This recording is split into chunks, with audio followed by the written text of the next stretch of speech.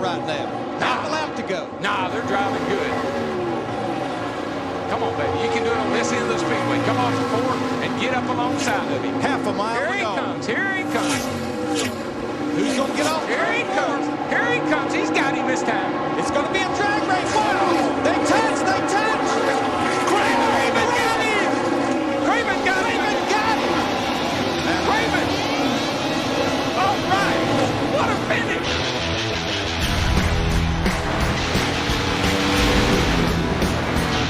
It was a beautiful day. The sun beat down. I had the radio on. I was driving.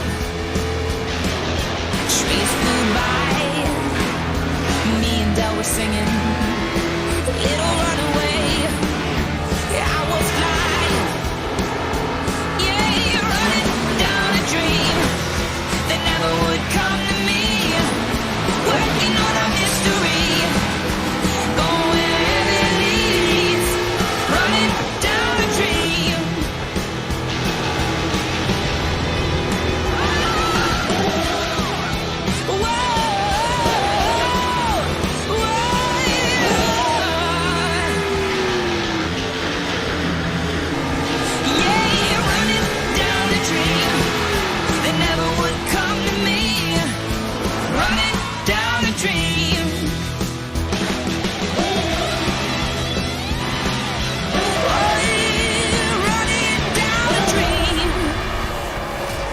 It's where the past meets the present. Ladies and gentlemen, welcome to round 3 of the NR Cup Series from the Darlington Raceway. My name's Jonathan Ramos, the voice of NR. I have Jarrett Lundberg right with me. Jarrett, it's going to be a fun night. Yes, it is, because this track is like no other. Whether it's a NASCAR, whether IndyCar, doesn't matter what car, Darlington is a beast of its own. The drivers have been talking about it all week. They don't know what to expect, so I don't know what we and that's the big thing too, because heading into Atlanta, everyone, at least viewership-wise, was talking about, hey, it's gonna be a spread-out race. And all of a sudden, it was very tight-knit. Tonight, that is completely off the table. You're gonna look at probably the best drivers early on, spreading on out, getting on out there, top 4, top 5. Early on, you're gonna think that you know who's gonna win this race, but then you add into what's new. Well, originally, we're gonna add a fast repair for this race. That's out the door. No fast repair. You hit the wall, you better hope you can fix it. Here's another thing you gotta look out too. Old damaged model. Before you looked at the Gen 4 and the next gen, that's the new damaged model. It can take a little bit more of a beating, but with this Gen 6, you punch in that nose, and all of a sudden it renders that there's, no grill, no nothing. You're out of this race. You're done. You have to keep an eye on that, because Darlington's a unique racetrack with how everything comes down to it. Turns 1 and 2, completely different than 3 and 4, and you gotta add in the option for track position being big, tire wear being big, and let's also look at the fact that lap machines are going to be a big factor. Well, and what that screams to me is patience. You have to be patient if you're expecting yourself to be there at the end. You can't run into the wall. You can't run into other drivers. You're going to come up on slower cars. There will be at one point or another a moving chicane out there that you have to avoid. So, are you going to be aggressive and go right into it? Yeah, you might be, but then your car is going to be completely different night. So there's going to be a lot hinging on a driver's patience, and what you do in the first 300 miles can get thrown away in one instance. And that's the big thing too. I mean, you look back to other NR Night in America races at Darlington. Heck, you can even look back to the Southern 500, the eTicket event. Spencer Burns, in my opinion, had that race locked up. Alexander Dominguez was going to lap down, just barely got in the way. Burns got taken out. All of a sudden changed the entire complexity of the race. And that's what it comes down to tonight. I personally don't think, and we could debate this here, I don't think the fastest driver tonight truly wins. And I'm not talking the fastest on, like, the single car runs. I'm talking the more consistent guys. We're about to get into them too, because there's a lot new consistent guys that are just good at Darlington that are racing tonight, and it's going to open up a whole wormhole. I think it's going to, and I think let's just dive right into it, because there's so much to unpack when it comes to how this affects just tonight, and now it affects also the whole season at large. Well, let's talk. The first driver we want to talk about, Anthony Burrows. He raced the Daytona 500, had to skip out at Atlanta, was coming back from Daytona, the actual race. And you look at Darlington, you look at Fairgrounds. This is race 3, Fairgrounds race 4. Those are his 2 best tracks in NR Night in America. He always performs at Charlotte no matter what car. And right now the debate is Anthony Burrows still a championship contender even though he did not qualify for Atlanta? My opinion is still yes, because I've seen what he can do here. I've seen what he can do at Fairgrounds. And I know come Charlotte, come Indianapolis, he is going to be in that top 5. Well, you may say yes, but at the moment, I'm sitting at no. He is 53 back. You have to be within 59 to be within 1 race. So mathematically, yes, he's in. But you have to look also that we have 8 races remaining. Darlington, it can be your good track. Doesn't mean it's going to be all that good when it comes to if somebody screws up in front of you. Bristol, that's going to be one that could just churn everybody out. Talladega, I mean, do I have to say more than Talladega? It's Talladega. And you have to make up 7 points a race, which is a lot more. That's, for most of the pack, that's 7 positions worth in front of the points leader every week. I just think that's going to be too difficult. I think it's going to be tough too, but you also got to look at this. Any NR night, Burrows is up front out of all of these tracks that we're going to here very soon. But Darlington's the big thing we got to talk about because we've seen, once again, as previously mentioned, the fastest guys will pull away. Wyatt Tinsley, you look back to the Southern 500 early on, he led almost every single lap of the first 100 laps until we got a yellow.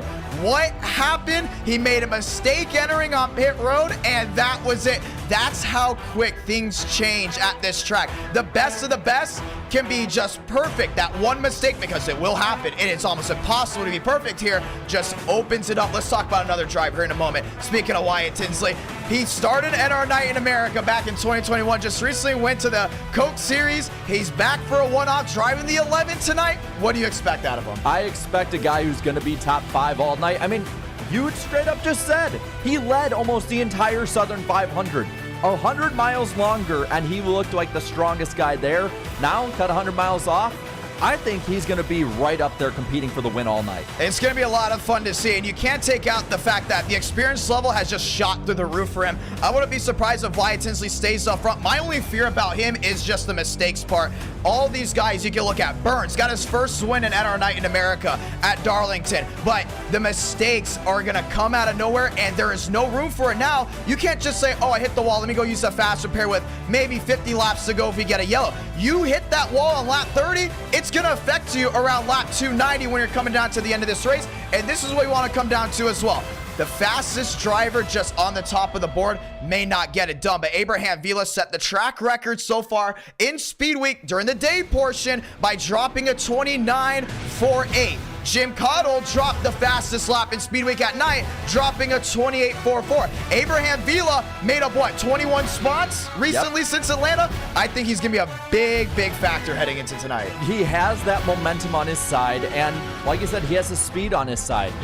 Now, again, I have to keep going back to this point. Patience, patience, patience. Does he have the patience to get through these slower cars, to get through the melee? We may have a rash of cautions. Does he have the patience to have good restarts as well? And the restarts are the big thing that we want to talk about, because the part of this race that worries me personally is going to be the start, and we're all going to be here for it. Who makes the mistake to start this race? You look at Atlanta, they were very aggressive, and it caught everyone off guard. Lap 5, Andrew Crudy makes a mistake, takes out 3 or 4 drivers, and that could very easily happen here with anyone. It's very tight on the top of the track. One driver gets sideways, hits that outside wall. It's like a ping pong. What's going to hit is going to come back forward.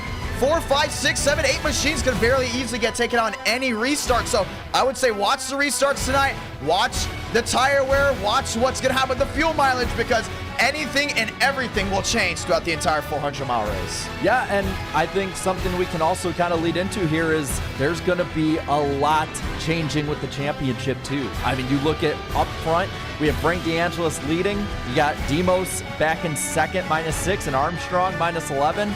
A lot can change. Those guys are all close together. 34 of the drivers that have run so far are within 1 race of points of the championship lead. So you could see Frank DeAngelis, hypothetically, probably aren't going to see this, but you could see him go from 1st to 34th if everything went wrong tonight. I'm going to be real. I say we see a new championship leader. You looked at Daytona and you're looking at it like, okay, Andrew Crudy took the championship lead, but let's be realistic. Is he the better driver out of the tracks that are next to come? Most said no. I said no. Frank DeAngelis leads forward. We said Atlanta was going to be a great track for him. It very much was, including with that great finish at the World Center of Racing. But you look at Darlington. Frank's won before if everything goes wrong. Tonight, I say we see a new leader because this is just not his strongest suit. But you look at Charlotte, you look at Indy, and when the series goes to your channel for the final 5 races, that's when you got to start looking at, is Frank going to go ahead and pick up the pace? I think a good top 15 from tonight is going to go ahead and settle him still in the top 3, but the points, tight. A lot of drivers. 15 points, the difference is really nothing compared to it. 60 points is a max you can go ahead and earn, but when you look at it all, so much things change just from race 1 to race 2. I think we're going to open it up again for race 3, and who knows what's next for Fairgrounds. Well, I think what's next looking to Fairgrounds is probably looking at that top 20 line. Yeah. That's going to be really important. Now, you might be sitting at home and think, what's so important about being 20th in points? That locks you in to any race after this race. After this race, if you're in the top 20 in points for any race moving forward, you don't have to worry about qualifying in. You're 21st on down, you're going to have to worry a lot. And some of these guys who we're going to be watching tonight with it, above the line, are Justin Champagne. He's 20th in points. He has even an okay night. And he should be okay, but he also has an okay night. And some of those guys below him have a good night. He may have to qualify his way into the Fairgrounds. King, Greenwood, Dernquist, all above. But then, John, you start looking at these guys down below them. Way below. And you got Thurston, Glass, Jua, Jeffries, Wilkerson. These are guys who run up front in a lot of these races. What happens maybe Dale Tanhart? He's been running consistently. This is his 3rd race he's running again tonight. Yeah, he has issues that hold him back, but runs with good pace. Max Swergen, he is 28th in points at the moment, in danger of missing the Fairgrounds next week. So there's a lot hinging on this race tonight. And you mentioned a couple drivers as well that have shown speed during Speed Week. I mean, Chad Thornquist as well. He's got to get the finishes, and Max as well has to get the finishes. And we're very thankful for all the Super Chats. We're going to get to that in a moment. But ladies and gentlemen, let's get to the best part of Countdown to Grid. It gets heated. It's fun. It is the picks, the Fast 4 picks with an underdog. Jarrett, started off right away. Who's our underdog tonight? I'm going James Thurston on this one. Now, I looked through the points before I did this because I was starting to think, okay, who's been a little off, who's been a little on.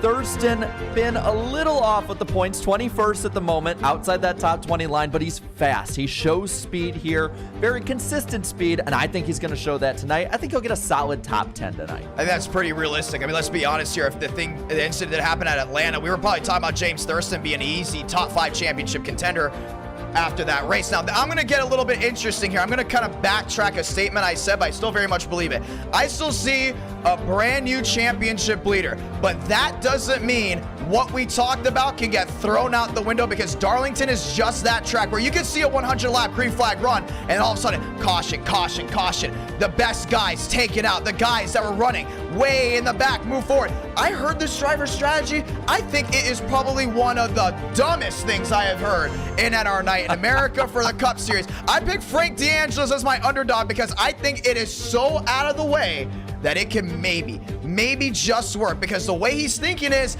things are going to go wrong. Very wrong. He's thinking about starting on pit road for this race because he's so worried about a start, but you can't get your lap back anymore. You can't get it back unless you get a lucky dog or you're the wave around driver.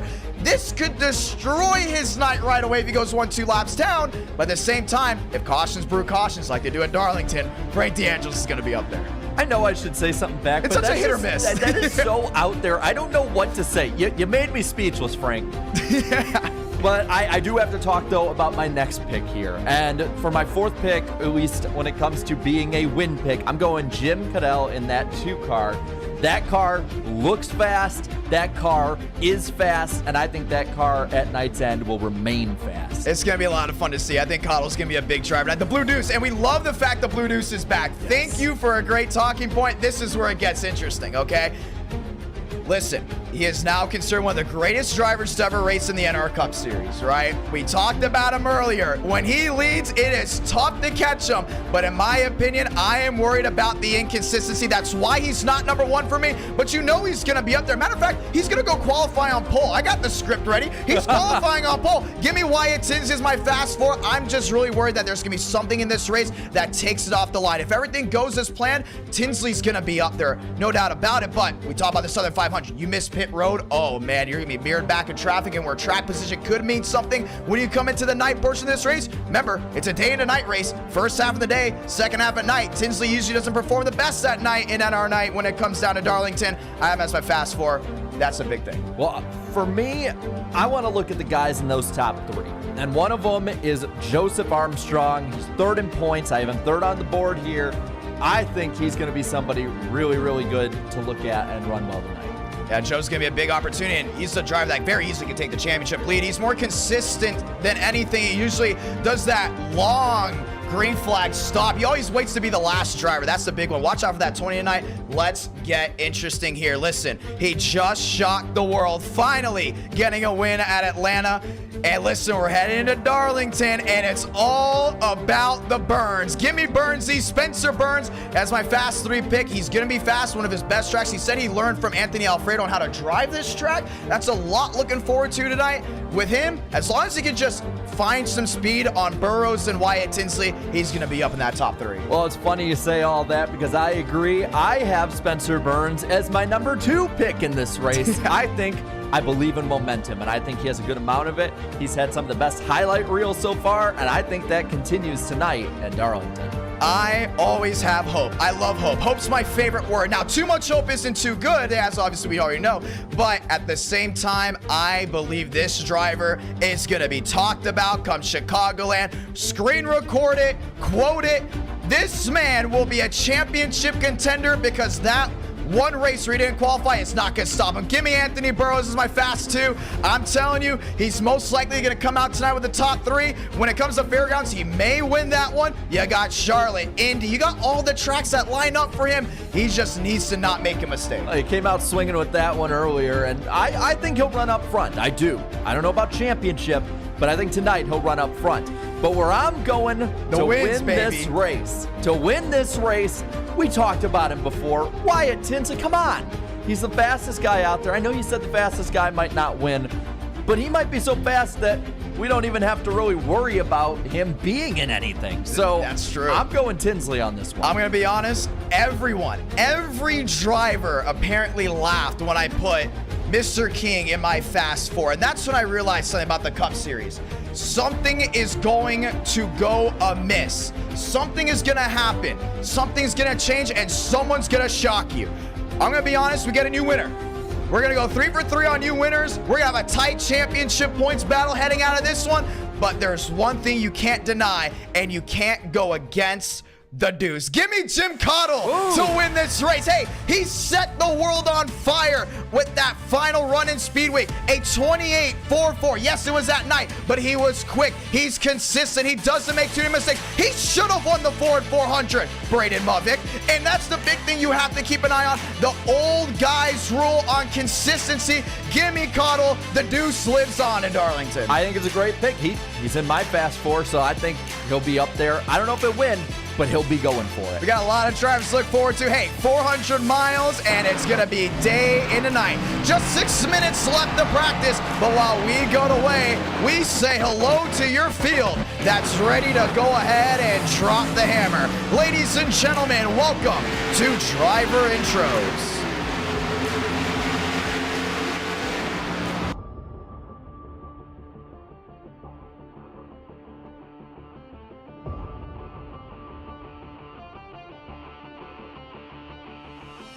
Spencer Burns, final time into 3 and 4. King's gonna send it. No Deuce for the win.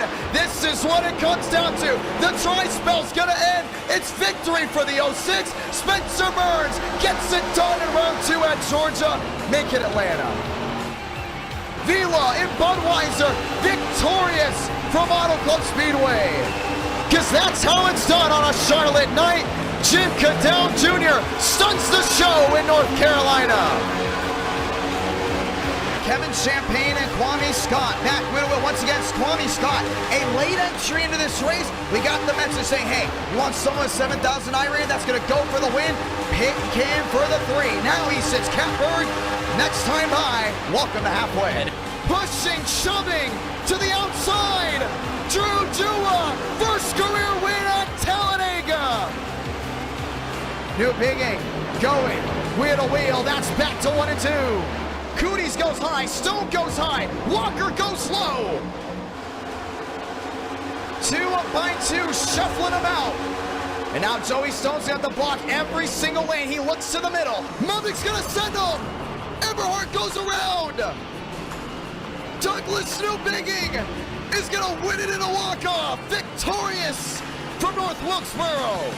Tango on the apron. It's gonna be a photo finish at the line. Greenwood. He's got to work that magic down to 11. To the rear end. Joe pumps the brakes. Mosteller is gonna move him. Bump and run. Through turn 11. Final time into turn 12. Daniel Mosteller with a walk-off from Sonoma. Orlette's gonna have to give a nice shot to the end of this 43. How about not jumping out of line? Call it 4 wide, top to bottom. The 20 starts mirror driving, pushing the 24 wide. Wyatt Tinsley is gonna win the NWP 400. Double wide behind these 4, but DeAngelis pushes Armstrong ahead. Brower now getting a run. The 3 of Scott gets it to the top 5 or single file. Was the favorite heading in. It will be the favorite going to victory lane. James Thurston victorious from Concord, North Carolina. It's gonna send it in deep. Swaggy gets to the rear end. He gets in the back end of him. The bump and run at 1 turn 4. Max Swearigan victorious from Long Pond. Now King moves his car up trying to block the air. And he's got to defend because that 06 saved the tires, and he's not going to stop himself at all from trying to get to victory lane. Moore, here he comes to the outside. Baker tries to block side by side. Timothy J. Moore steals the win at Talladega. Jeffries finishes 3rd. Alex Anderson comes home 4th. That's going to do it. It's going to be a controversial win, but it's going to be a W. Joseph Armstrong, victorious from the Coliseum. Max Steinmeier trying to make it back. He will. He's going to win it at Talladega. Jordan Brandt cha-ching from Alabama. Andrew Cooties, 24. Frank D'Angelo, 69. Andrew Cooties has just won the Daytona 500. Terrell Baker, to the grass, wins the 2011 Coca-Cola 600. 3 Swearigan 15. 3 wide at the line. Who's it gonna be? I believe it was Marlowe. It was Marlowe, first career win at Talladega. And Drake Berry is gonna go ahead and win his first ever NR Night in America race. Unbelievable drive, unbelievable finish. Toyota back on top. Drake Berry victorious. 3 and 4 for the final time. Elvis 31. Brower to the bottom of the track. Raul Elvis victorious from Atlanta. The drive off corner exit will now be the battle for the lead. Ford on Toyota. Hayes closing race pretty big. Swearigan looking to close the door. Schmaker to the bottom. Final time through 3 and 4. Kevin Champagne gets bumped out of the way. Justin Champagne victorious in the clash. Your month of November champion is going to go back-to-back, coast-to-coast at our Night in America as he goes California dreaming. Brandon Mubik victorious from the Auto Club Speedway. There he goes. They're side by side for the full-time contact. They wreck. Gregory is going to win the Daytona 500. Are you kidding me? That's all it takes with the Gen 4 stock car. That little tap will turn you around and will turn you into a blender. You can see Joseph Armstrong involved again. Make room, TCB, because there's a new driver with 2 eTicket events One in night in America. It's the way of the 48. It's the way of the Chevrolet. Dodge is defeated as the bow ties go victorious down home in Indiana. Chad Thornquist victorious in the Brickyard 400.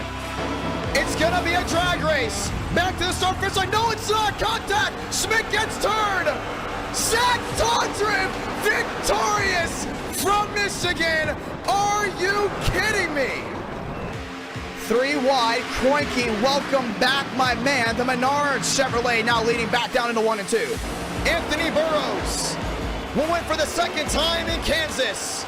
Victorious in the Midwest. On turn 4 the final time. Parker White with the block.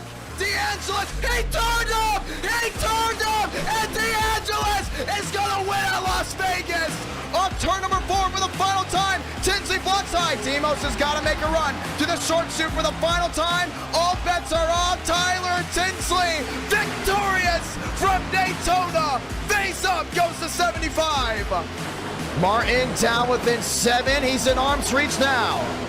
William Schmidt is going to win an e-ticket event. The underdogs rule in South Florida. Schmidt, SKS and Phoenix Racing get it done from Homestead Miami Speedway and win the 400. Dan Hart, I thought, top of the charts. Where did that come from? A 24.93 for the 81. Dominguez on the outside. Vila all over him. Shamila stuck in neutral and dropping back. That's Dominguez out of the inside lane. He's going to hold that wheel to wheel. Brings the daylight to Vila on the far side. Schmidt watching in as well. Nathan Scott on the bottom end.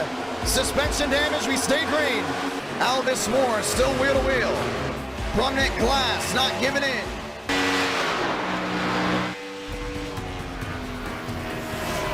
That's your lineup for tonight's race. Ladies and gentlemen, welcome to the high banks of Darlington Raceway. As we get ready to qualify and set your field of 43, Drake Berry top of the board, 28.65.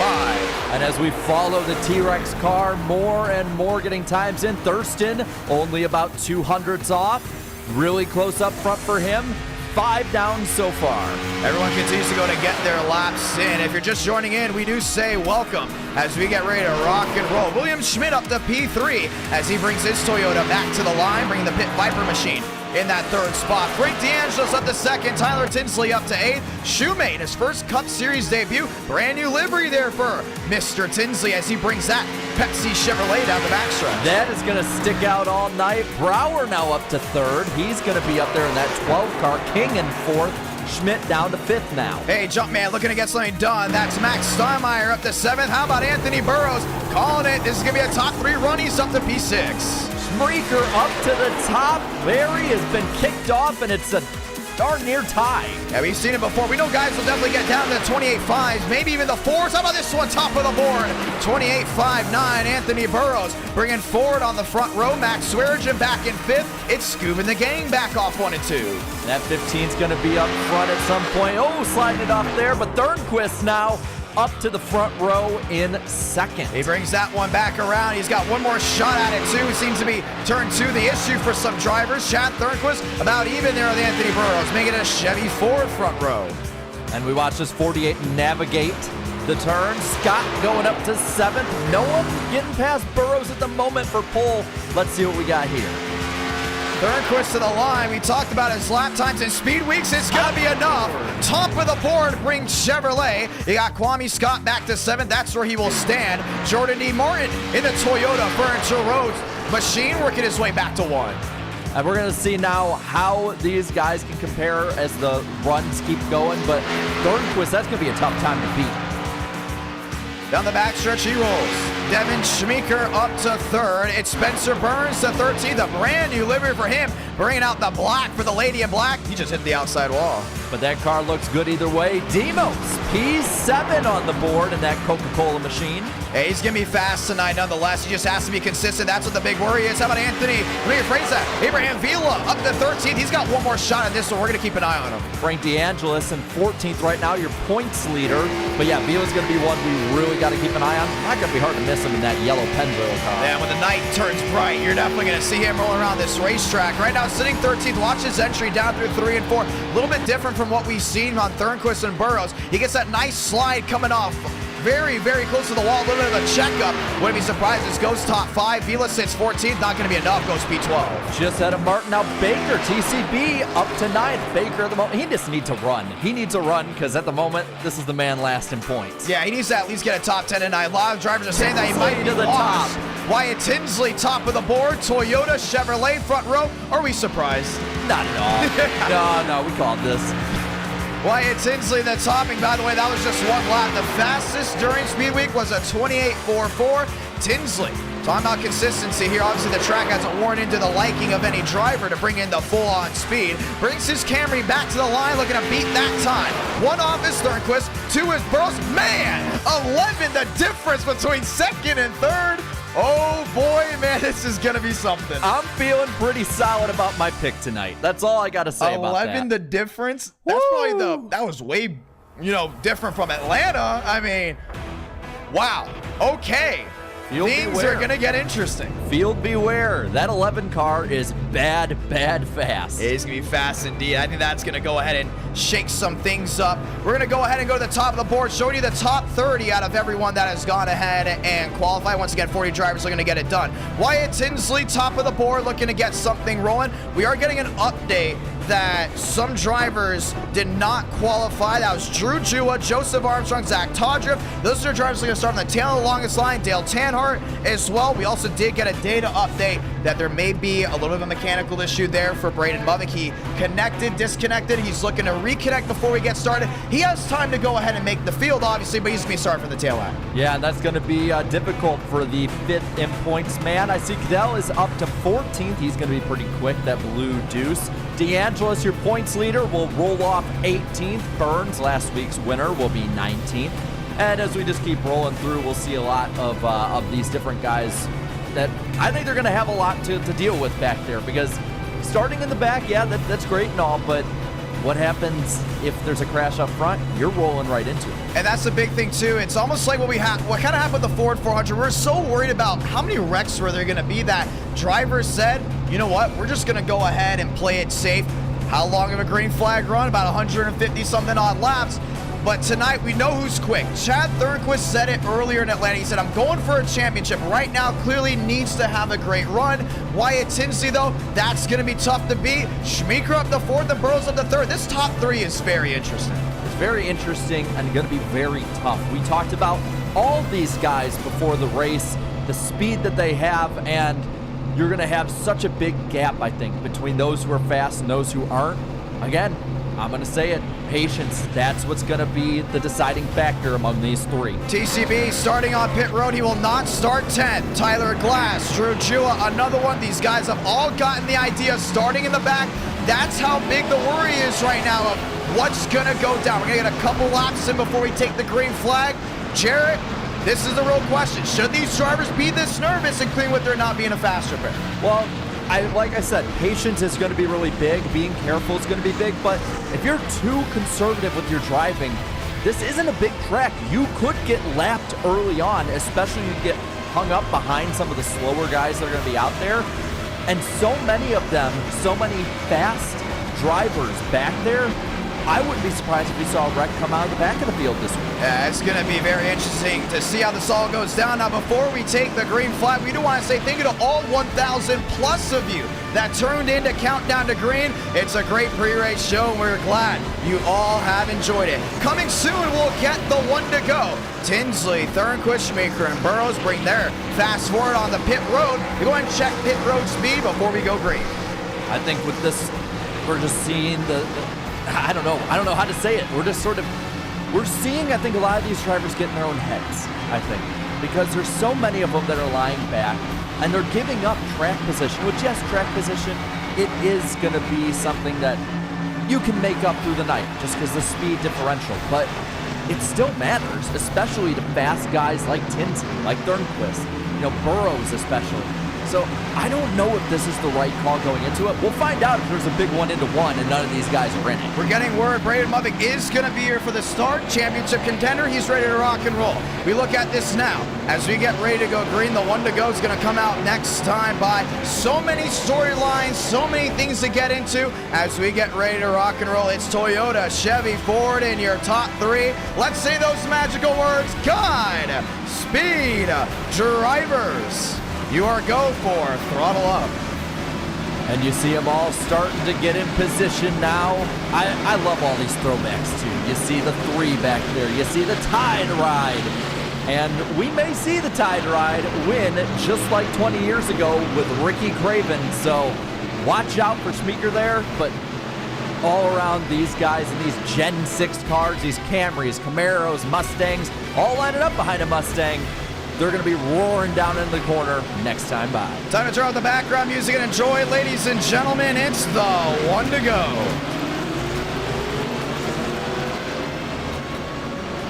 Do we see a first-time winner? Or do we see one of the main 2 that have already gone to victory lane get it done in Darlington? Either way, they're going to make it exciting. Wyatt Tinsley's got a lot on his sleeve. It's 400 miles, 293 laps, slipping and sliding, going day and night. It's Tuesday night prime time as we get ready to roll for race 3, a championship on the line. It's time to dig in.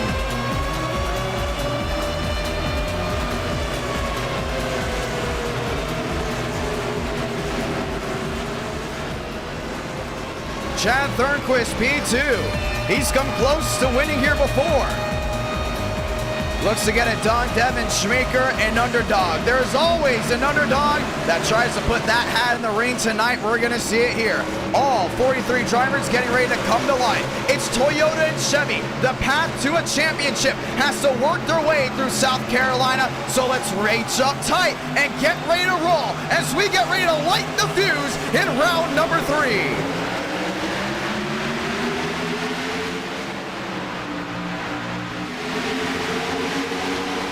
Down at a 1 and 2, Wyatt Tinsley gets a nice bite in, puts Thornquist on the outer edge. They're going to hold that wheel as the battle for the lead rages on. It's Schmeeker and Burrows not giving in.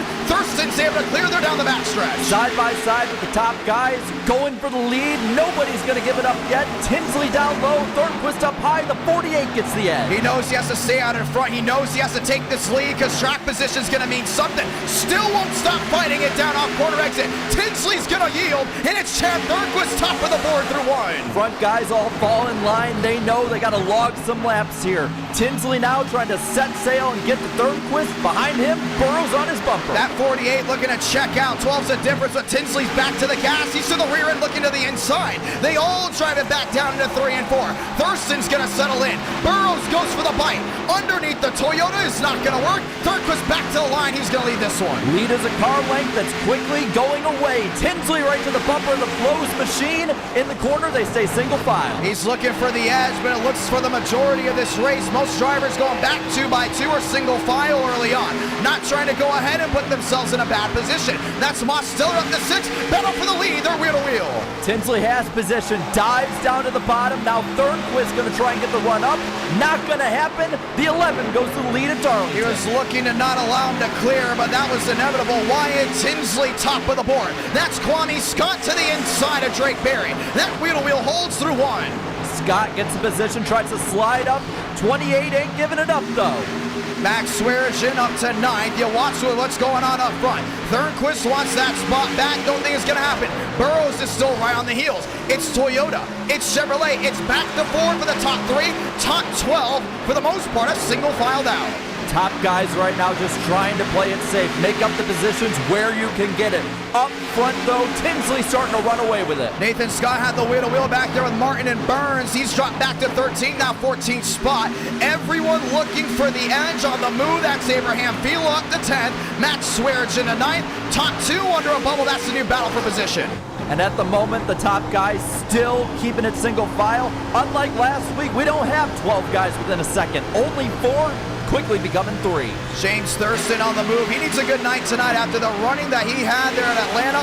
It was a heartbreaker, but he knows the championship is still in sight. A good run here can make the big difference. Devin Schmeeker is under fire. That's Daniel Mosteller and Kwame Scott creeping in on the rear. They all get the drive on back down the backstretch. Mosteller now down low below the 3 car. That's your second place man in points, trying to keep up the pace, but Scott is going to the front. And he's on the move as well. Another one that didn't qualify for Atlanta needs a good out of here. Up the P6 sideways off corner exit. That was Barry right in the mix. Now he's under fire from what looks to be the 15 machine. Max Swearinger looking for a way around. Burrows is fading. Thurston is fading, all trying to catch that 11 machine. Swearinger trying to keep a line about half a lane lower than the rest of them, and it's getting him results.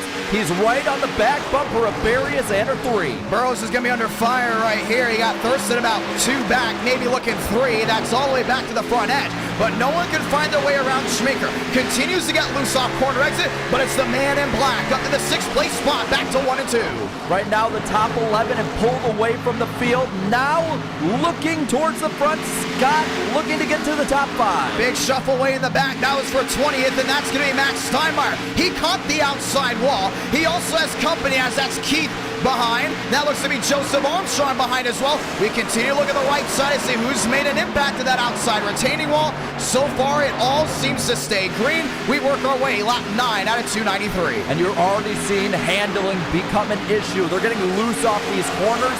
Now it's about conserving your equipment while still trying to keep that man behind you. Well, it's still now the battle for the top 2. Chad Thurquist has not gone away. He is close back to what looked to be the stop in the bleeding part of under a 6. Now, Burrows is fading back. You've seen this before. It's about saving the tires under fire. Max Swearinger under Barry. That's the new wheel to wheel. And to update you too, Spencer Burns up to the top 10. The battle now for 8th. Barry up high, Swearinger down low. They go side by side into the corner, but the 15 has to give way. Had to catch the horse before exiting the outside wall. Burns looking for the bite off, and he's going to get it here on the 15 machine. Looks to the inside. Now gets the bite with the wheel to wheel. Spencer Burns looking to be a championship contender. He's now cracked the top 9 back through 3. Burns slowly making his way through, practicing patience. We talked about it before, but look back in 12th, that's Cadell. He's starting to make his way up as well. He's found his way right to the rear end of Abraham Vila. Vila did not get the start he wanted, may have caught the outside wall. That's the risk you take from being aggressive early on. Cadell's back on the move. It's still third, was within a 6-5, but right now the big shuffle is about third on back. The red, white, and blue deuce making his way towards the front. Right behind him, Martin keeping track. Who's been on the move? Right side of your screen. Spencer Burns up 10 spots since the start of this race. That's almost a spot a lap, as it's now working 12 out of 93. You look who's also on the move. Mosteller, Kwame Scott, James Thurston, who is up to the 4th place position. Douglas Newbigging up to 15th. Who's been going downtown? That's Max Swearinger. That's Drake Berry. But we roughly stay in the same top 20. And up front, the top 2 are in their own zip code now. Tinsley and Thornquist, first and second. Within a second, we got a car on the wall there right in front of the leader, and here we go. That Tyler Glass is going to hold the wheel to wheel. That's allowed Thornquist to kind of get back to where he needs to be with a 6-1. We talked about before, if you're the leader, you're going to be the first one to catch lap traffic, and that's where we're going to see things start to tighten up, and that's what Burrows is ready for. He's starting to save those tires. Clearly the top 2 are on a different strategy than 3rd, 4th, 5th, and 6th, and we're going to continue to see that as the night rolls on. Wyatt Tinsley almost lost the race back in September because he wasn't saving tires early. Well, and I think part of the saving tires, too, is going to be where you find these lap cars in the field. Some of these lap cars are going to get right out of your way, like the 99 is doing. Some of them are going to stay right in line, especially the further up in the field you get. This is only 14 laps in. What if we're 140 laps in? Those guys are going to be the hardest ones to lap. Mosteller under fire. That looks to be Drake Berry as well, who got a little loose back to the center of the corner. Tyler Glass coming way too high, nearly up into Spencer Burns off too, and that 99 has just gone from bad to worse. Burns up to 9th. He's back on the move as he closes in on the Toyota. Burns is making up his time in the entry of the corners. Well, a lot of them get in there and they back it off. Burns is charging in, loses a little bit off, and then tries to regroup it and get get back to him. Up front, we see a little contact with the wall. Those little bits of contact are going to mean a lot as the night goes on. Burrows, Thurston, Scott, that runs out your top 5. They've separated from 6th, 7th as Mosteller looked to the inside. That's not going to work for him. Drake Berry, a driver that qualified well, we didn't talk about at all during Countdown to Green. He's going to one of those underdogs still in the top 10. Devin Schmeeker, a possibility to drop back. How about not? Under fire as Mosteller nearly in the outside wall. That's Drake Berry trading paint with a retaining safer barrier. And if he does more of that, he's going to have Burns right on top of him. Right now, though, Mosteller trying to get past that 32, looks up high, a little higher exit to the corner, and right to his bumper down the backstretch, but not this time. It's Berry down low. Berry's going to drive it in deep, looks to clear right here. Mosteller hard on the brakes, that wants to get the drive up. He closes back in on the Toyota's rear end. Looks to the inside, but won't work out. Drake Berry goes up a spot. Mosteller looking to take it back. Not going to be the way as they work their way back through 1. A beautiful slide job through 3 and 4. Now Mosteller has to regroup because he has Burns right behind him, trying to get to him off 2. He's up to 9th, and we know he's got at least race-winning pace, 10 spots around the start. Not the qualifying run he's wanted, but you look back to the rear, who's been dropping back? You go back to the 14th spot, that's Nathan Scott. First running in the Cup Series, and right now still in the top 15, looking well. Who's single-filed out? That's Jordan D. Martin. That looks to be Abraham Vila, Jim Cottle, as well as Max Swearigan, all still within the Sweet 16. But up front, we're keeping it all the same. It's right here. This is the best battle in the field. It's a chess match between all these different drivers who get in better, who get off better. Trouble! That's Daniel Mosteller, catches the outside wall. He's gonna slam it down and lose spots. And that's Burns looking for a way through. Drake Berry's also in the wall now, but that's a big crunch to the right side of the 9. We stay green. Back into the wall again, and they all go down to the bottom trying to avoid him. He flattened the right side of that car. That is going to be a problem. Jarrett, we were worried about mistakes tonight, and it's already ranking up. 19 laps into this 400-mile running. Spencer Burns is back up to 8th. Mosteller, you can see a little bit of damage, but it's not as bad. There may have been Drake Berry that got the front end of the 4s, but dropping back and fading. That's the 28 machine. He drops back to the 14th spot, and he continues to drop like a rock. This is handling right now. Some of these guys went too hard out, burn their tires up. Now the handling's going away. You see these guys, especially off 2, start weaving down to the bottom. They're trying to save their cars. They can't go side by side at this point. Race pace update. Anthony Burrows has been setting quicker times than your leader, than your driver in second. We'll keep an eye on that because coming off corner exit, back down within a 2.47. Yes, still a ways away, but it's still now getting that pace back to the driver up in front. Yeah, it's going to be interesting to see how they also adapt as the night goes on because Tinsley seems to have that short run car as we see another scrape against the wall. This is just going to be a theme of the night. We're going to have the Darlington stripe all night. Well, already sun's starting to set, and Max Swearigan's looking to get away from Jim Cottle, who's back on the board. He jumps to the inside for the wheel-to-wheel, the battle for 9th. Cottle, another driver that starts to the rear, that definitely has race-winning pace to go and get it done. Looks to find his way through. That's Ross Corlett down to the inside. A lot of front-end damage on the 10 machine. We stay green. Tanhart as well. Another one going down. Cadell tried to get the pass made, couldn't do it, couldn't get him cleared. Now, gonna have to try and wind it back up all over again. Battle for 3rd, here we go. Let's go to rephrase that. That'll not be the battle for 3rd. Burrows is able to separate by Thurston by about a second. This may be soon the battle for 2nd as Chad Thornquist starts easing back away. Burrows down in a 2.4 of your race leader as Tinsley continues to catch lap traffic, but it is still Chad Thornquist 1.95 back, Burrows within half. And the gap steady at the moment, only about 4/10. We're going to see, though, as this run keeps going, it seems like Burrows gets faster and faster and faster, and Thornquist has fallen right into his clutches. Sun keeps dipping behind the clouds. Now Max Swearigan is back under fire again as he has Cottle looking to the outside of him. That's Burns losing a little bit of the pace, but it's a mosh pit from about 8th on back. Max Swearigan on the inside lane, Cottle hugging the quarter panel. All under fire down off corner exit. And you see Burns go right down to the bottom in front of Swearigan, now back up to block the 2. Now side by side for 9th. The 2 finally gets past the 15. He's able to hold on to him, but now he's got to find his way around the Roasted Gens 4 as they all slide down off corner exit. That's the one looking for a way through. That's Abraham Vila. That's the 78 of Jordan D. Martin. Nathan Scott back to 13th. Drake Berry back to 14th. But it's still this mosh pit you want to watch out for. How about the battle for second? That's Thornquist on the outside lane. Burrows looking down below. Battle under fire through 1 and 2. 2.5 seconds behind the leader. The 48 is under fire. Burrows off the corner, closes right up to the Lowe's machine, only about a half car length. And this is where things change. You're talking about Thornquist trying to hold on that track position. Well, it may have not meant as much as it did to others. That's the 6th machine of Joey Stone that's caught the outside wall, now going a lap down. Wheel to wheel down off corner exit. Chad Thornquist looks to hold on. Into the corner, Burrows has the position entering. Thornquist has it exiting, and it's not going to matter because Burrows flies past the 48. They exit 2. That's Spencer Burns back in the 17th spot. He's gone around, and the caution is going to wave for the first time tonight. Multiple machines involved, and early on a driver that looked to be a championship favorite is now just creamed in the right side. Well, and I looked in the back, and guys like Armstrong and Mubbock were starting to make their way up, and maybe they did have the right call starting from the back. Let's see what happened here, though. Yeah, he's got the entire right side bent up on that one. Now you'll show Armstrong Mubbock. We don't see Max Swearigan up there. I'm starting to think that was that big Hornet's nest that we were looking at. We're going to see it right here originally. Max Swearigan, Spencer Burns. We got to go way ahead of that. This looks to be payback. So we had cut away from this point. Now the 2 gets past the 15. You got the 06 up front there off 2. Handles it pretty well, a little loose, that's about it. He came towards that outside wall. We had an original spin in front of it. That's going to be the 2 of Cottle. Riding right in the middle with the 06 of Burns down the inside. Burns getting loose down off corner X. Is able to save. Let me phrase that. This is just the lap previous. And they're side by side again. Yeah, Max.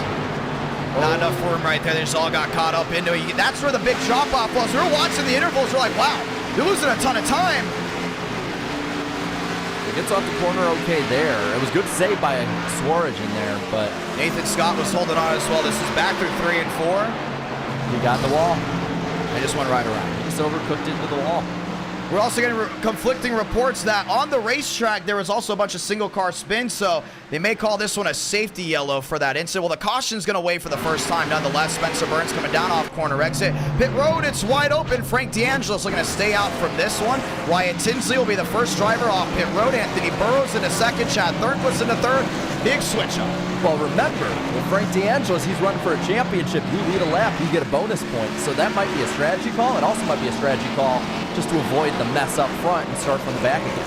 That's going to be the big thing, too. We saw a big switch up. We're getting reports from our data analysts that are in the chat saying spin lap 3, spin lap 4. And usually for single car spins, we don't call cautions, but with how tight this racetrack is and without there being a faster pair, you got to keep an eye on it. I think we're going to see a lot more mistakes as the night goes on. Oh, we definitely are, because the intensity is going to ramp up. We're 28 laps in.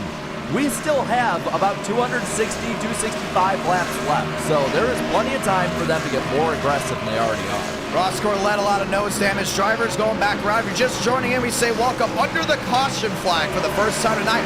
And this is a big switch from what we saw from the Southern 500. They had a faster pair. You can get as many laps back as you want. And here's another update, too, as TCB worked his way back on the racing surface. He messaged me right as we went green. My power just went out. Oh, my God. And that caution's going to help him out, but he's got to be a ton of laps down.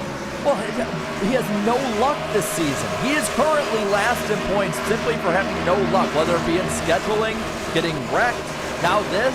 I mean, when's he going to catch a break? We thought going into this season he was a championship contender.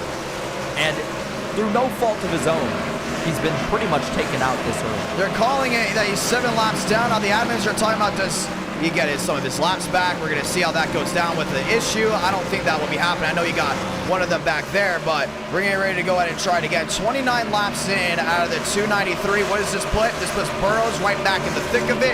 We know he can compete with Wyatt Tinsley, but the strategies are different. He won't have the 48 in between him, as we'll go ahead and get the one to go this time by Tanhart. That's also going to be the 10 machine getting their laps back as we get ready to go green.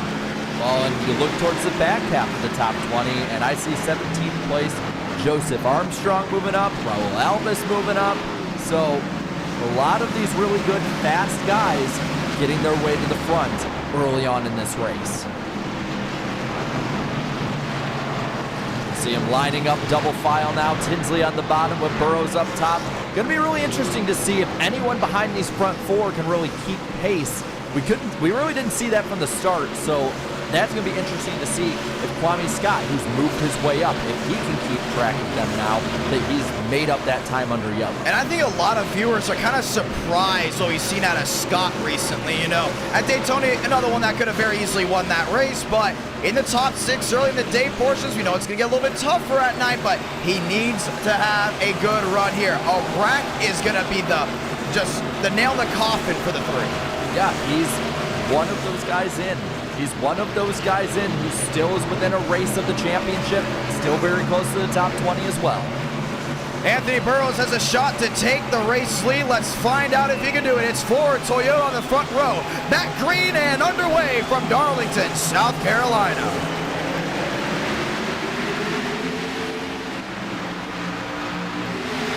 Tinsley gets a shot out in front. They drive it down into 1 and 2. That's Thornquist down the inside with that shove. He's going to also have a driver on the outside of him, of Anthony Burrows. They all find a way through to single file back up, down the point backstretch once more. But still 3/10 between Burrows and Tinsley. Will Burrows keep up this time? He's got a fast enough car to do so. They keep even out of 4. Kwame Scott back to 6. Jim Cottle back to 7. They've all now single filed out from nose to tail. Anthony Burrows down into 3-5, but Tinsley's going to shut the show down. He's back through 1 and 2 and pulling away. Not pulling away too much, though. They're still keeping it between 3 and 3-5. Now Burrows starting to make up time down the backstretch, a 10th that time. Yeah, he got a big charge, and here comes Cottle under fire. That's Scott. Gets 1, looking to the inside to clear on the 32 of Schmeeker. He gets it done in the 3s in the top 5. 3 car in the top 5, 62 car trying to run down the leader. Now only 2/10 between the leaders. Single filed out. Burrows wants that lead. Chad Thornquist, he wants to get second back, but he's way too far out of reach. Trying to get to the quarter panel as Burrows starts to close in. 3 the difference. 3-1 the difference. About even coming down off corner exit. Tinsley had a good corner there. Now Burrows under fire from Thornquist behind him. The white 48 keeping right up with him.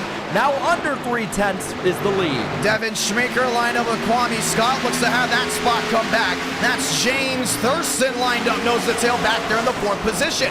All trying to close in your race leader through 1 and 2. And now Burrows putting some gap between he and the 48, even a car length. Keeping pace with Tinsley so far tonight, the only one to do it. Scott to the inside. That's a James Thurston. He's going to drive it in deep. Thurston's got to bail out. Put Schmeeker down on the inside lane looking for the edge. And just like that, Scott, should we say, is in the fast 4. The good red Chevy is making up time now, looking to pass the load Chevy. Trying to find their way through. That's back through 1 and 2. Thornquist knows he has enough speed to go ahead and find a way around Burrows, but Burrows has a strategy still. Save the tires, stay within the distance. Tinsley 2-4 back, through 2 back.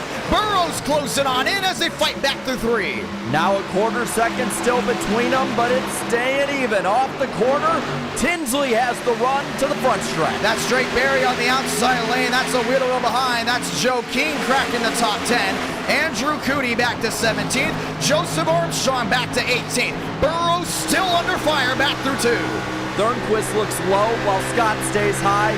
Under fire from the 3 car now. Scott goes to the bottom. He's going to look for a way through. He wants that track position. He wants it now. Kwame Scott, a driver on the move to start this race. He was about 6 spots back. He started in the top 10, but has worked his way up to 3rd.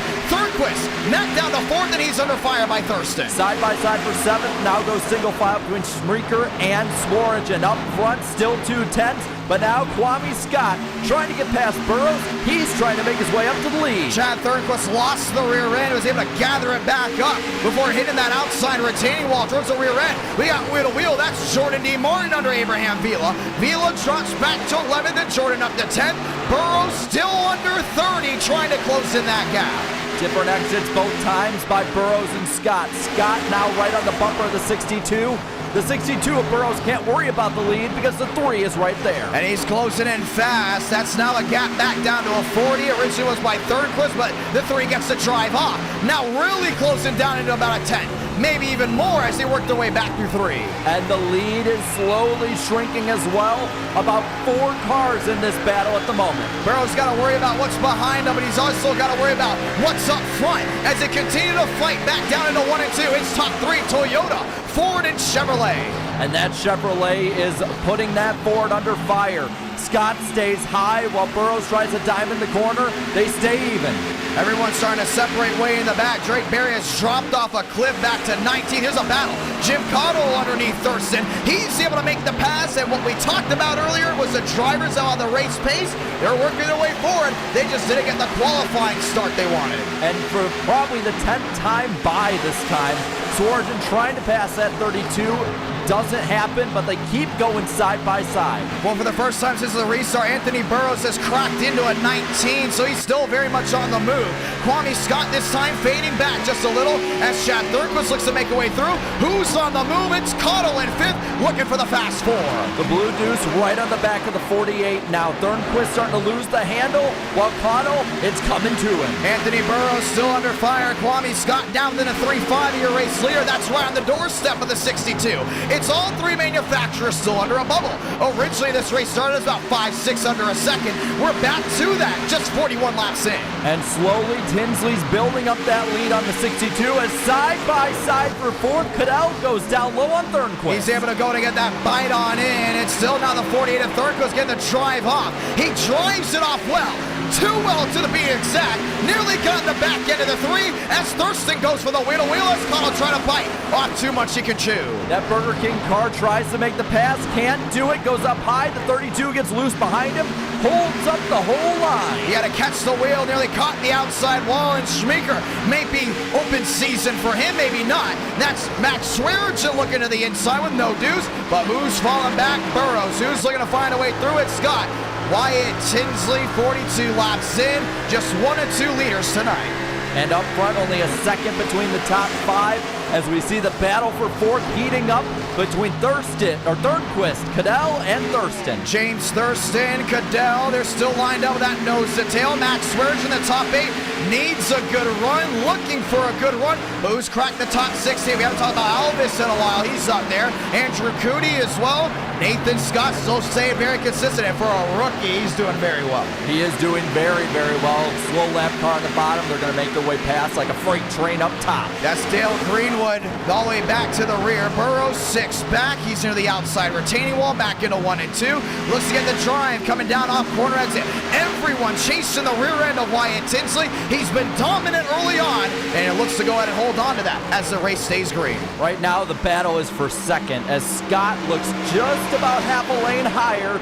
Not going to make it happen this time, but looking for some clean air on that number 3. James Thurston back there in 6, lined up nose to tail. You look way in the back, and you're not battling outside your top 20. But mostly everyone has settled on in and starts worrying about green flag pit stops. When do you pit? When do you stay out? We could see guys within around lap 110, 115 work their way on pit road, but it comes down to tire management. Tinsley's gapping more than Burrows. Scott's back on the rear. We could still very easily see a swap for position. Burrows looks to be holding this whole line up. If you look 2nd through, I'd say 6th, they're all right on each other, all kind of getting bunched up behind the 62. Max Swearengin had a heart attack moment coming down off 4. Man, he had to hold on to that one. Had Jordan D. Martin right over him. Scott now 1 second back. Burrows still trying to go ahead and get that drive off, but no one's touching Tinsley early on. I believe the 62 has a long run car. Tinsley definitely the short to the medium run, and this could all change up as the night goes on. Now, both these drivers racing the Southern 500. We all know the outcome. Burrows came out victorious. Do we see a switch tonight? I think we could. I think it's all about surviving this first part for them. Get to the nighttime when the track changes.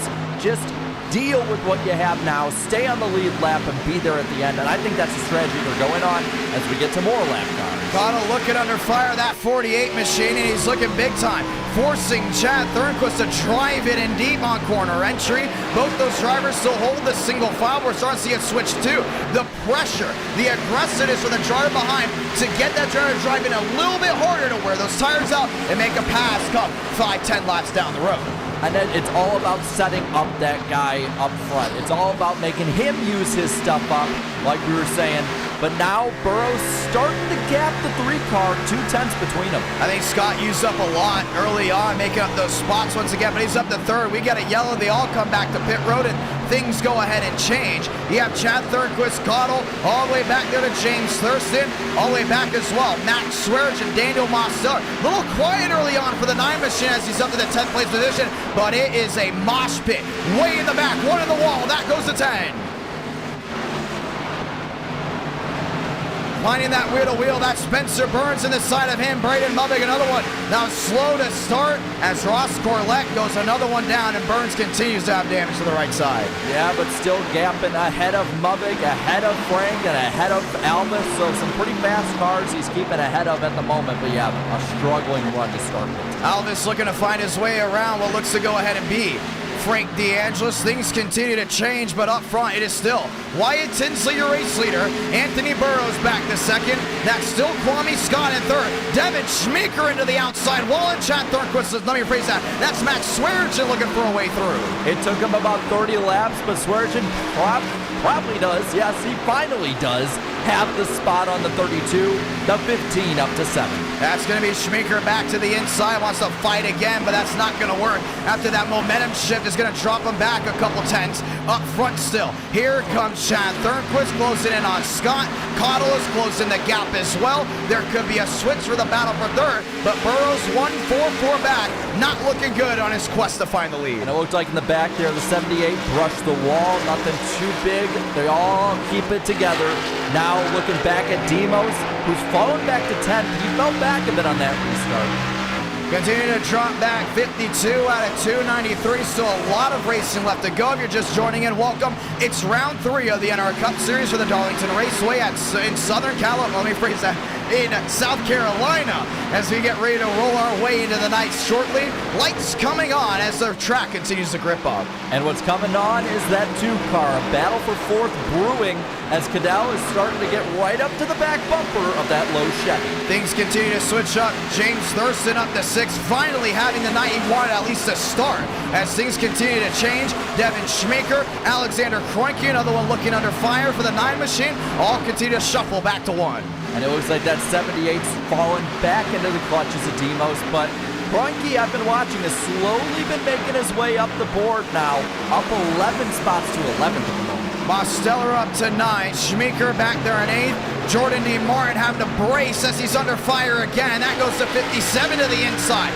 Slipping, sliding, looking to hold on. They close in right back to the rear and into 1 and 2. Can't get much closer than that. The Blue Moon Ford tracking down the Furniture Row Toyota. They lead 2. Single file out for the most part. This is Darlington Raceway, ladies and gentlemen, and our night in America, fueling victories all year long. Kwame Scott's got fire again. That's still Chad Thurnquist. Under a 3, that's Jim Cottle closing in as well. This gap has not changed whatsoever. Look at the top 3. That continues to show up 4th, 5th, and 6th. Still under a bubble. The top 6, though, has pulled away from the rest of the pack now. These are the guys who are going to be the contenders going into the darkness. But now, yeah, no change really between them. Another update, slowly moving his way up. Joseph Armstrong up to the top 15 now. He's in the 15th position. And he loves these long races because he knows one thing. As long as these races really pan out the way he needs to, it's a long-term game. You can't win a race on lap 1, but you can win it on the last one. And right now, he's been the driver that's been on the move. He restarted way in the back. He's now worked his way up front, starting to get a feel and getting very comfortable with this top 15 slot. He's slowly running up to that group that goes from about, I'd say, 8th all the way down to 14th. He's running up on them, so he may be making some more hay before the end of this run. Another driver on the move. How this one? Andrew Cootie up to 16th. He's got William Schmidt behind. Schmidt's one here as well. And what we're starting to see is a lot of drivers that we like to call them the closers. They come in when it matters the most. Now starting to creep into that. That's King. Big damage there. What looks to be the 99 at Tyler Glass. He has caught the entire right side of that machine. Braden Mubig's able to find a way through. By King. That's a lot of damage. The entire rear end all torn up. Frank DeAngelis, another one that's kind of just pedaling it around. Finds the outside wall, and King's got to go low again. It's never ending. Oh my God. And Spencer Burns. out of nowhere. Absolute chaos breaking out on lap 58 from Darlington tonight. And we're seeing a lot of guys who we thought would be championship level drivers having a ton of trouble. Yeah, Spencer Burns again with the outside wall. He's another one that had so much hope heading into the night. But Anthony Burrows there in second. He's the one going for the championship. He knows that as long as he can hold on. We have another one to the wall. That goes to 7 to New Bigging. New Bigging caught the outside. No, you're right. That is the Ford. Alexander Kroenke into the outside retaining wall. We're at that portion of the race where the handling is just gone.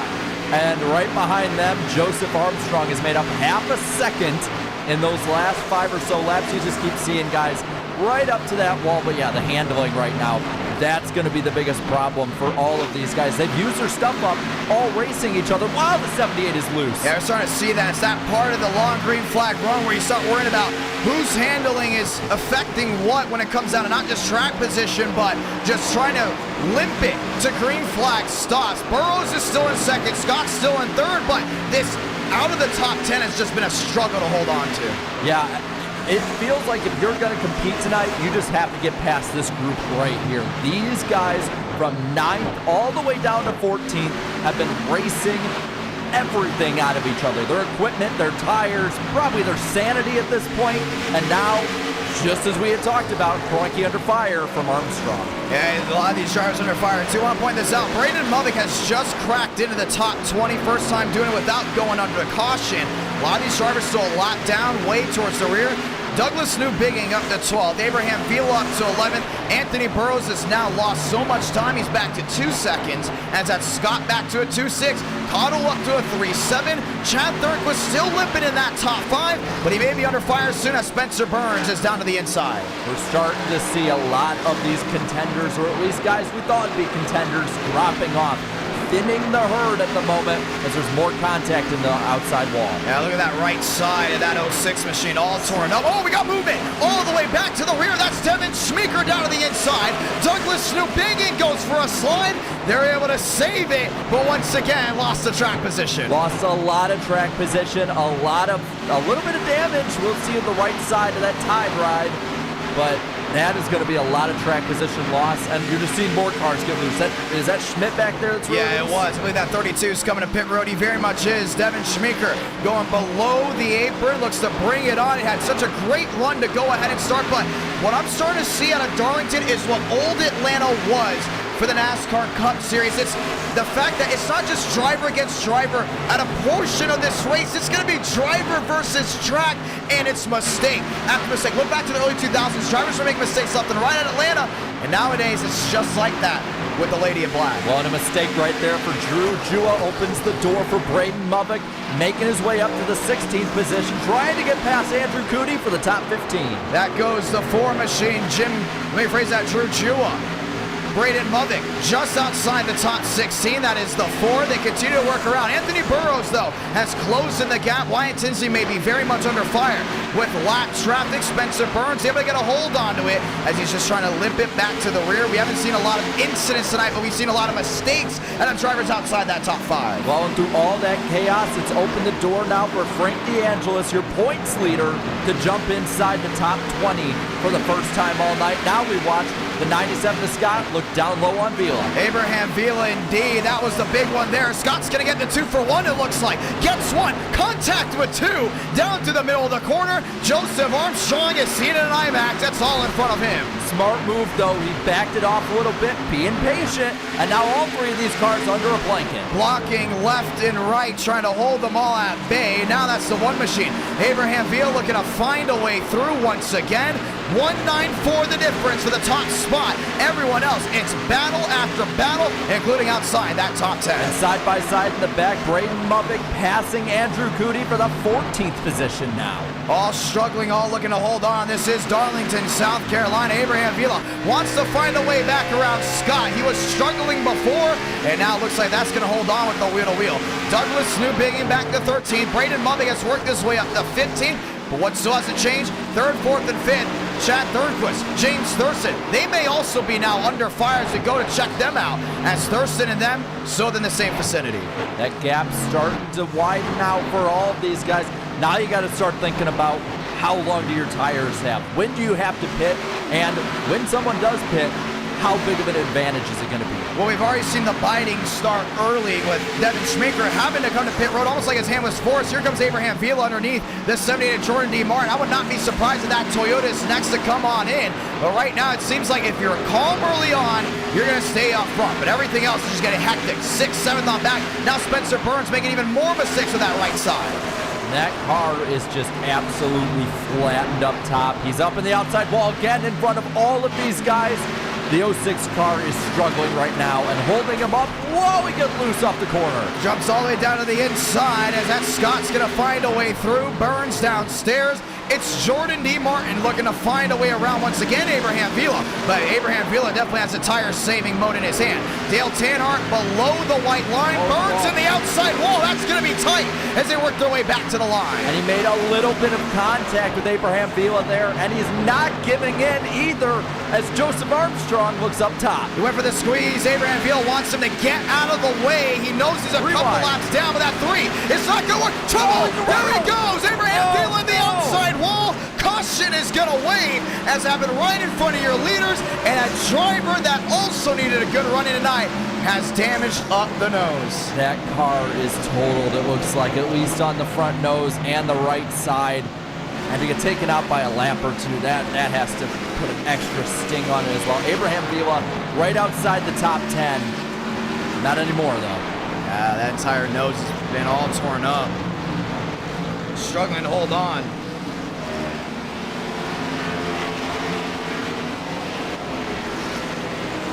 Well, rough deal. To say the least, rough deal. Rough deal indeed. So we're going to go ahead and check back on this one. We're starting to get conflicting reports for a moment. We're going to go ahead and... That one car's on the move.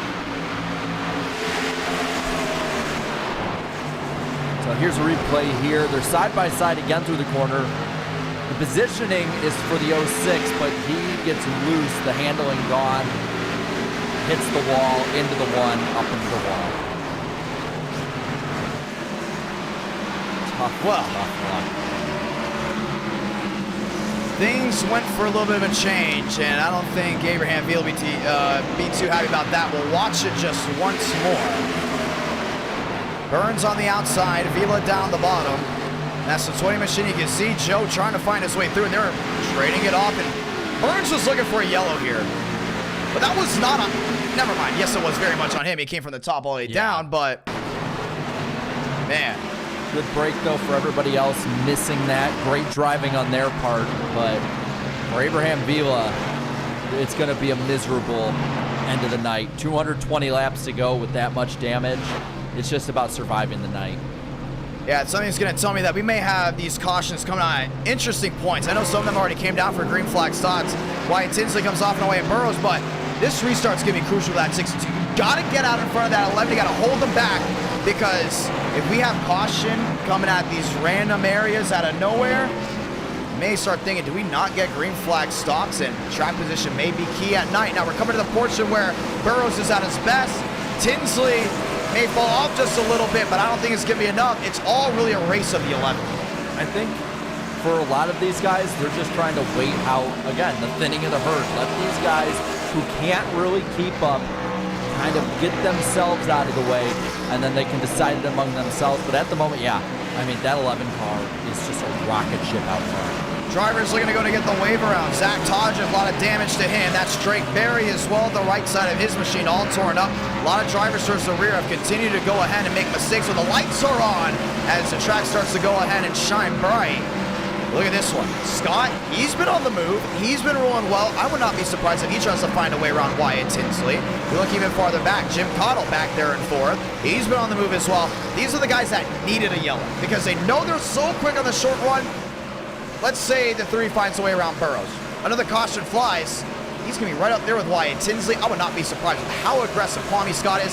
He can go into take the lead. I would say that 3 car is the best car in the field on the short runs. We saw how he made his way up, and I think that you get, like you said, you line those short runs up, especially at the end of a race, you have someone who could go for the win against Tinsley because he matches him in speed, and, well, we see how much he might do. I want to point something out here. This is a rule that the drivers requested before Daytona. if you grid up and you have a power failure and you go a couple laps down, drivers have asked for them to get their laps back. That was a rule that we originally had. That's why Baker is going around to get some of those laps back. From what it looks like, that's exactly what's going on. It's only the laps that he lost while under the power outage, but he's still way too far back. No, he's going to just have to hope that the entire field up front wrecks, or he somehow can make those laps up on his own. But again, it's another just tough night for Baker. Time to roll again, ladies and gentlemen. It's the one to go. Burrows has the lights on, and it's the right time for him. Just Wyatt Tinsley, hold on. Cottle on the move. Scott on the move. James Thurston, Daniel Mosteller, all chasing down that TRD. One to go from Darlington. Looks like Tinsley got bored not racing anyone. He's racing the pace car. He's going old Tony Stewart style on us. Getting ready to try it again. Well, under halfway as we look for the green.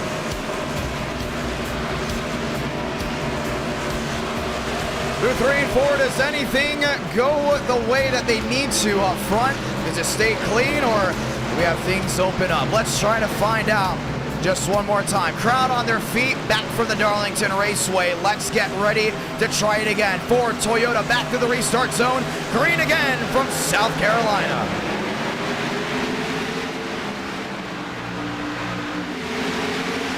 Tinsley clears high, all driving down into 1 and 2. Cottle looking for a way around. That's Burrows right on the rear. Tinsley washed way wide through the center of 1 and 2. Gets the bite off. It's the drag race down the backstretch. Top 3 got a great restart, and they're making advantage of it. Pulling away, now Cadell looks down low on Burrows. Burrows right on the back of Tinsley on 4. He's looking for a way around, but now he's got to find out if he can get it done. It's Kwame Scott back to 4 to the wheel-to-wheel way behind. That's the 24 to the inside. Andrew Cootie just outside the Sweet 16. All Thunder back to 1 and 2.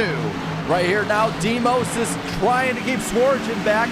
He's up to 6th, about the best he's been all night. Burrows has got a run-off corner exit, down then a 10, down then a 9. Looking for a way around Wyatt Tinsley. It's Ford, it's Toyota, all over each other. Look to the outside, but no bite. Tinsley gets the bite off. Now Burrows trying to pull up behind him. Keeping it even at a 1-5. Entering 1, he's going to try and dive down a little bit lower than Tinsley. That 62 is better through 1 and 2, no doubt about it, than 3 and 4. But that's Tinsley up near the outside retaining wall. Gets the drive back down off corner exit. Burrows starts the countdown back to a 15. And while these guys are battling, the Blue Deuce is pulling up right behind him. Cadell getting that Ford up with the rest of them. And behind him, Scott trying to recover from that restart. He found his way to 3rd. Mosteller's back to 6. He's another one that may have caught the outside retaining wall at least once tonight. Braden Movick up to 10th with Martin up to 9th. Burrows starts backtracking. Cottle's on the move. It's Ford on Ford for the battle for 2nd. And he's pulling right behind him. He's going low. The 2 car goes low. Burrows on the outside. Cadell down low.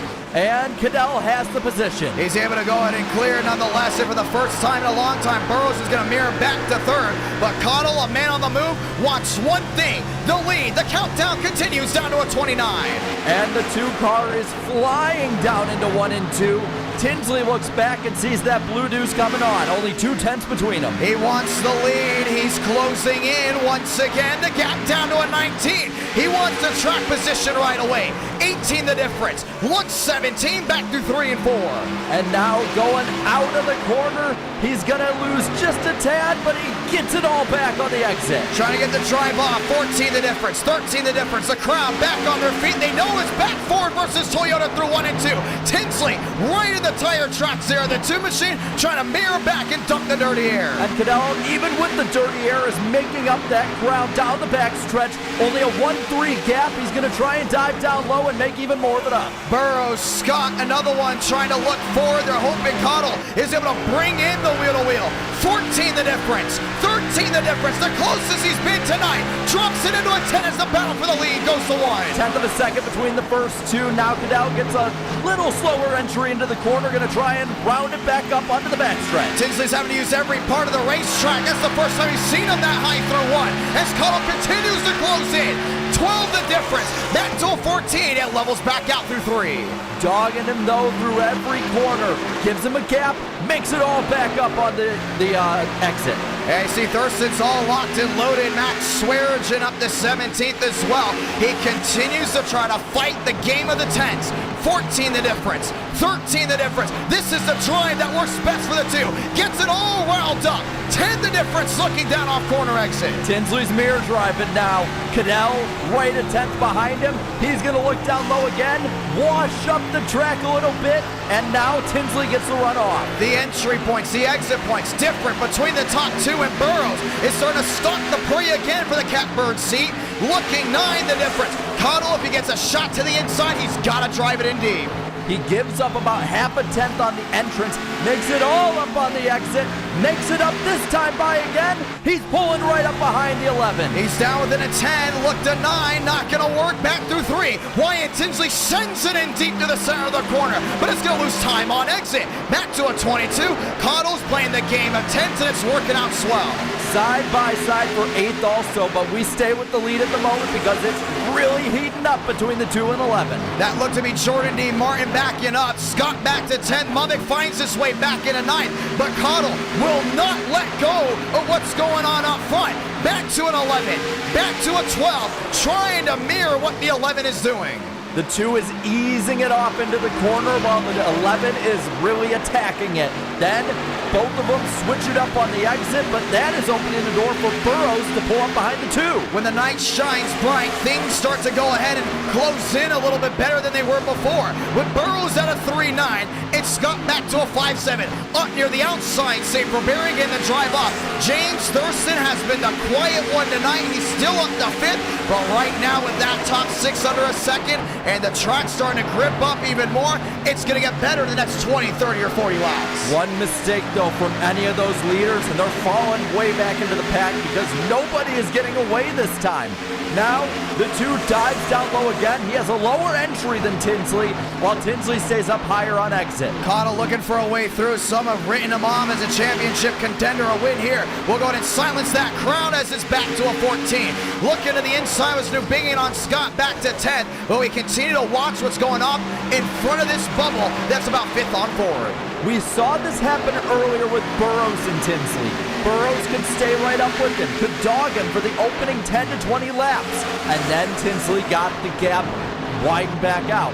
Now, can Cadell make a difference? Well, it's a 1-9, almost 0.2 of a second on exit. We're starting to see the 11 push it even more. I mean, the last restart before this one, he was about even to the center, about even on exit because Burrows was playing the long game. He knew if the 62 was going to play the long game, his hand was forced. Cottle's in a different story right here. He knows track position is going to mean something, and let's be honest, that too has not made a single mistake tonight with the worn tires. This is giving the edge back to a 14. He had it within a 10th. He's easing it in the corner, trying to let Tinsley make a mistake. Tinsley gets the run off the corner, though, and makes it almost 0.2. Trying to go ahead and pull away. 88 out of 293. It's a 400-miler from the Darlington Raceway in our night in America, feeling victories all year long. Just joining in, we say welcome from South Carolina as they work their way coming down off corner exit. Cottle still trying to throw everything at him. Cottle had a bit of a worse exit than usual, but still pulls back within about a 10th and a half as they go off 2. Well, this is the closest been for Wyatt Tinsley. It's almost like a wake-up call for him saying, hey, someone else could compete with you besides the 62. Now, I'm still really curious about Kwame Scott back there in 4th. We see how aggressive he can be. Starting to go ahead and watch him as this race goes on because he's going to stay right in line with the 62, looking for a long green flag run. Wyatt Tinsley down off corner exit near the outside. St. Robert still under fire by the Blue Deuce. But Cadell makes up almost a little over half a 10th actually, and now he keeps it through the corner, pulls up half a car length back. The dirty air making a difference. He's not been able to crack a 9, but he's definitely been within the 10. This time back to a 19. He's looking for a mistake by the 11th to the center of the corner that could help him with the corner exit to find a way through with the wheel-to-wheel. It's still 1-2, 90 laps in out of 293. Lots of racing left to go. Good corner by Tinsley that time, but good exit by Cadell. Now a little bit over a 10th and a half. 0.2 of a second is the gap. And it's starting to jump back to that outside. Cottle still 22 back. It's still Tinsley's looking to find a way through. Burrows 7-5. What he's hoping for, the 2 holds the wheel, fights Wyatt Tinsley, and what that will do is reel in 3rd, 4th, and 5th. No matter what either of them do, they can't really get away too much from each other. Yes, the 2 will let go a little gap into the corner, but now he's made up almost a 10th just on the front stretch. Max Swearigan 2 seconds back. Jordan E. Martin 2-2 back. All looking for an opportunity to crack that top 5. It's still the top 2 under a bubble. The restart is well gone, and they're still fighting hard. And now they're approaching lap traffic. That could be a difference if they don't give way. 0.18 is the difference, only 2/10 now. Exiting the corner, though, Cadell's going to probably reel him back in. That's going to be big, because that's Chad Jeffries right in front of him, who's shown pace in Speed Week. But right now, with 14 the difference, things could very easily change. Cotto's close in, and as Wyatt Tinsley has caught traffic, he has consistently lost time. This is an opportunity for the 2 to use the 19 as a pick to find a way through.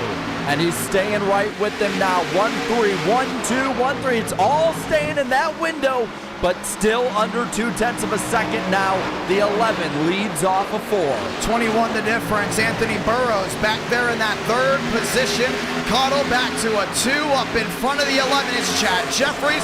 That is what's looking to go ahead and be the difference. Chad Thurquist back in 16th. Matthew Brower back in 15th. They're about 4 seconds back, give or take, and he still wants to battle up front, but that's 19's going to get out of the way. And a good move on his part, and a good move by Tinsley. He's making up time now. About 0.3 going to 0.4 almost is the gap of the lead. Huge lead compared to what we've seen. Chad Jeffries getting out of the way, but he may get in front with the 42. Seen a lot of drivers towards the back, kind of just limp around, trying to get this race going in a position where they can find a way through. But right now with the 2.5 being the difference, Cottle's going to need some type of lap traffic to hold that 11 down. You look what's going behind. That's Wyatt Tinsley. Another one of the out. Let me phrase that. Tyler Tinsley. Another on the outside wall. That's a common theme, and that's why you see such a difference from 18th on back. And you're just seeing the difference also even from 3rd on back. 3rd on back is starting to fall away. These 2 are in their own zip code running at the moment. And one around, Spencer Burns. Down to the inside, way out of the way, and he's going to look to go one down. Andrew Cooney finding his way through another single car spin. Looks like no one was affected by that one down to the inside. He did get out of the way. We stay green. Burrows back there in 3rd. We keep racing on. And Burrows is under fire from Kwame Scott, though it's not too much of a gap. The gap up front's actually gotten a lot bigger. Now this about the closest battle in the top 10. Another one down to the inside, watching the battles towards the rear. That's William Schmidt getting way out of the way, but Joseph Armstrong on the move.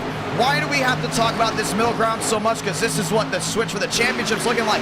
Right now, with Frank DeAngelis outside this top 20, Joseph Armstrong, if I'm not mistaken, may be the championship leader. Let me rephrase that. May actually come down to Daniel Mosteller, who's your championship leader, and right now that 20 machine needs to catch the 9. Well, a new bigging too. He is up front in the top 5 in points, and he's ahead of Armstrong.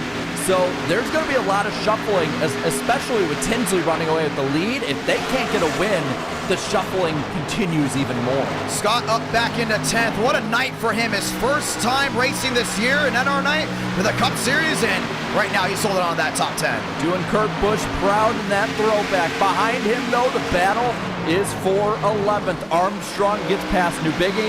Now he's going to try and pass that Kurt Busch car. William Schmidt hung way to the outside wall. That's Chad Thurquist looking for a way through. They're still going to hold that wheel as Thurquist looks for the drive back down off corner exit. It's going to shuffle about as Thurquist is going to overtake the driver of the 79. And behind him, Abraham Vila trying to get back to the top 15, get a bit of a recovery from that caution last time. And Brower behind him. Haven't talked about him much tonight compared to especially last week. Yeah, he's up to that 17th spot. Up front, though, Nathan Scott to the inside of Douglas New Bigging. New Bigging looking for the drive off. From about Matt Swearigan on back, 8th on back, should we say, it's really amping up. Cottle's losing time, a lot of time. 6.5 the difference. He put it on the line. Tinsley, at the same time, had to push it. Anthony Burrows, 2 seconds difference. Scott, 2 seconds difference as well. But this is where the consistency comes in. As Armstrong tries to find his way through, still has to catch 6 and 7. Well, and when you look at Armstrong, too, he has been methodical making his way up. He's faster than pretty much any of these cars, but he's doing everything he can not to get damaged. Actually, he's starting to put some pressure on Martin, looking low for 9th. Martin's under fire. That's 3 Toyotas under a blanket back to 1 and 2. Max Swearigen's going to hug the outside lane as Jordan D. Martin's going to give up the inside advantage to the 20. Gets to drive off, looks to hold on. Max Swearigen into the wall, catches the outside safer barrier. Lap machines all around, call it 3 wide, back to 3. Lap machines stay out of the way though. Now it's Armstrong on the offensive. Up to 9th, clears him. Now looking behind Swearigen, trying to get 8. Chad Thornquist wheel to wheel. That's still at the 97 and Nathan Scott. That has not gone away. Back to the high banks of 1 and 2. Joseph Armstrong up to 9th. Needs to creep around the Max Swearigen machine as he continues to press forward to battle for the championship. And looking at 11th, New Bigging under fire now from Jua behind all 3 of these guys. Now a little bit of a gap between the Publix, the Chevrolet, but up front, looking at Armstrong going for 8. That's the wheel-to-wheel. Armstrong downstairs. Max Swearigen on the outside advantage. Looking to get the drive back to the center. Who's going to get the bite into 1? It goes the way of the 15. Creeps it way up the track with contact. That's the slam of the brakes by the 20 as they all had a check up behind. There might have been contact between the 78 and 20, but it was incidental. No damage, no problem. Now it's the 78 of Martin trying to get past Armstrong. Max Swearigen looking to hold on to 8th. He will, but it's still the mosh pit that we continue to watch on forward. That's going to be the 48 of Thornquist to the inside. Drew Jua had a save, and he very much did. Off corner exit, holds on to 12. They all fight back to 1 and 2. Great save, now trying to make up more ground all over again. Lap cars give way, and now up in front of this whole group, Armstrong running down the Scooby machine. Yeah, he's trying to find that mystery machine, and he's very much has. That's going to be the battle for 8th when it comes back together. Drew Jua, that's Chad Thornquist right behind, really closing in back to the rear. That's still the battle up inside, 9th on back. And it's all closing in. It's almost like it's just a rubber band. They all spread out for a bit. Now with problems, they all come back together. Joseph Armstrong, P9, looking for an opportunity. Jordan D. Martin, Douglas New Bigging, way wide, back to the center of the corner, getting that drive off. To the outside, it's Douglas, back in 11th. All single filed out, but we're back with that long green flag roll where you got to worry about handling. And we've seen most of the issues tonight have stemmed from this kind of group. So, which one of these guys is going to try and push your stuff too much? Which one isn't going to navigate lap traffic?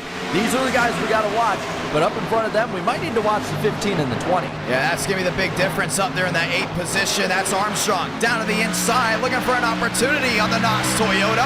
Not able to get the drive on. That's Swearigen's able to hold on. This battle for 8th will bring it to the doorstep of the 7. How about Braden Modick up to 5th? Yeah, we didn't even notice. He slowly and just right under the radar made his way to the top 5, and he is making his point to get the points lead, but so is Armstrong. Max Swearigen mirror driving to the max, then on the 20 machine for the 8th place spot. You saw them coming down off corner exit as he continues to try to hold the fellow Toyota under bay. That's coming on turn 2 as Joe continues to try to find a way through. And Martin starting to come in behind him with New Bigging right there too. So a huge battle for 8th between about 4 or 5 cars. That's still that 78 looking under fire, should we say. Jordan D. Martin with an opportunity. Here we go. Down to the inside. Joseph Armstrong, Max Swearigen holds the wheel-to-wheel. That fight carries back to one around. Way in the back. Brings it to the inside. That's Devin Schmeeker. And the caution's going to fly again. Now we got to see, was it a lap car issue, or was it just I believe a as well. Tyler Glass has been not been able to get it since the start of this race. Really struggling. Yeah. And Wyatt Tinsley, this is the best case scenario for the 2. He's aggressive. He's been looking for that yellow. I think it's the best case scenario for Muppet. It's caught him. He's up to 5th. Yeah. Unbelievable. And the thing is, what's great about this is even though the battle hasn't been primarily for the lead like we saw at Daytona, Atlanta, you still have to watch that championship battle from about 8th on back, because about 20, 30 laps into these runs, the tire wear just comes in and at a big rate. Wow. Well, and this is big for Glass having a call. That's all on the 99, and the 32 is just. My fear is he was coming up, and what was going to happen to the bottom 20? We got conflicting reports that incidents have been issues and incidents have been happening outside the top 20 of this race. We haven't been calling it. But with Tyler Glass, you need to have a great run. I think his race is done. He's got to race his way into fairgrounds. Yeah, even if he keeps going. He came into this race 7 points behind Justin Champagne for 20th. And you got James Thurston, who was ahead of him, and he's running top 10 tonight. So he will have to qualify his way in. And if he has a bad qualifying run, you won't see the 99 next week. Yeah, that's the big thing. You got to keep an eye out. You had to have a good run at Darlington to lock into Nashville. And when they came back up the track, you look at the 32, look at the 99. Max Steinmeier, he's been struggling a little bit, but even drivers back to Alexander Kroenke, Chad Jeffries, a lot of these guys, what we got from conflicting reports are, hey, 2-car incidents way in the back, you're not calling it, this could affect us in the championship running. I believe that's the right call to go and throw the yellow, but here's the big thing too. Coming down pit road, Frank DeAngelis is still playing the run in the back game, but stay on the lead lap. It's working out pretty well. Yeah, we haven't seen him much tonight, which in this case is a really, really good strategy because he could have been caught up in something like that. But methodically just kind of kept that gap, kept him in front of him so he knows where they're going. And he keeps getting laps led, so taking him away possibly from other championship contenders. Right, things are going to continue to change as we look to go ahead and start this race up again. Tinsley, Cottle, Scott, Thurston, pit road still full of machines. Alexander Kroenke, the 25 at Baker. Something went amiss here for Anthony Burroughs. We're going to have to look at this because that would be huge. I think it's coming out of pit road. Well, he came on third, unless he was having to repair damage that we don't know about. Oh, did he miss his stall? No, he came on in, and we're going to go ahead and fast forward it here. Right side. Wow, that was a slow stop. No, he was fixing damage, I think, to the right side. Those guys blinked out. They didn't leave the vicinity because we weren't focused on them. Wow, that's going to be a long track forward for the 62. Because at the moment, it's tracking him at 18th position. Wow. Gary Owen back on the lead lap. As we look to try it again, Cottle second, Scott third, Thurston fourth, Mosteller fifth, Armstrong up to sixth, and this is exactly what he needed. Yeah, he just needed a solid run tonight, stay with Daniel Mosteller. These two coming in, the guys running fifth and sixth, were second and third in the point standings. Only 5 points separate the 9 over the 20 as they run. So every position each of them makes up huge for the season. Well, it sticks across the board. Lap 111 turning to lap 112 out of 293. We're not halfway just yet, but this is a big thing you got to look at. Cottle, aggressive. Scott, aggressive. Thurston's playing it safe.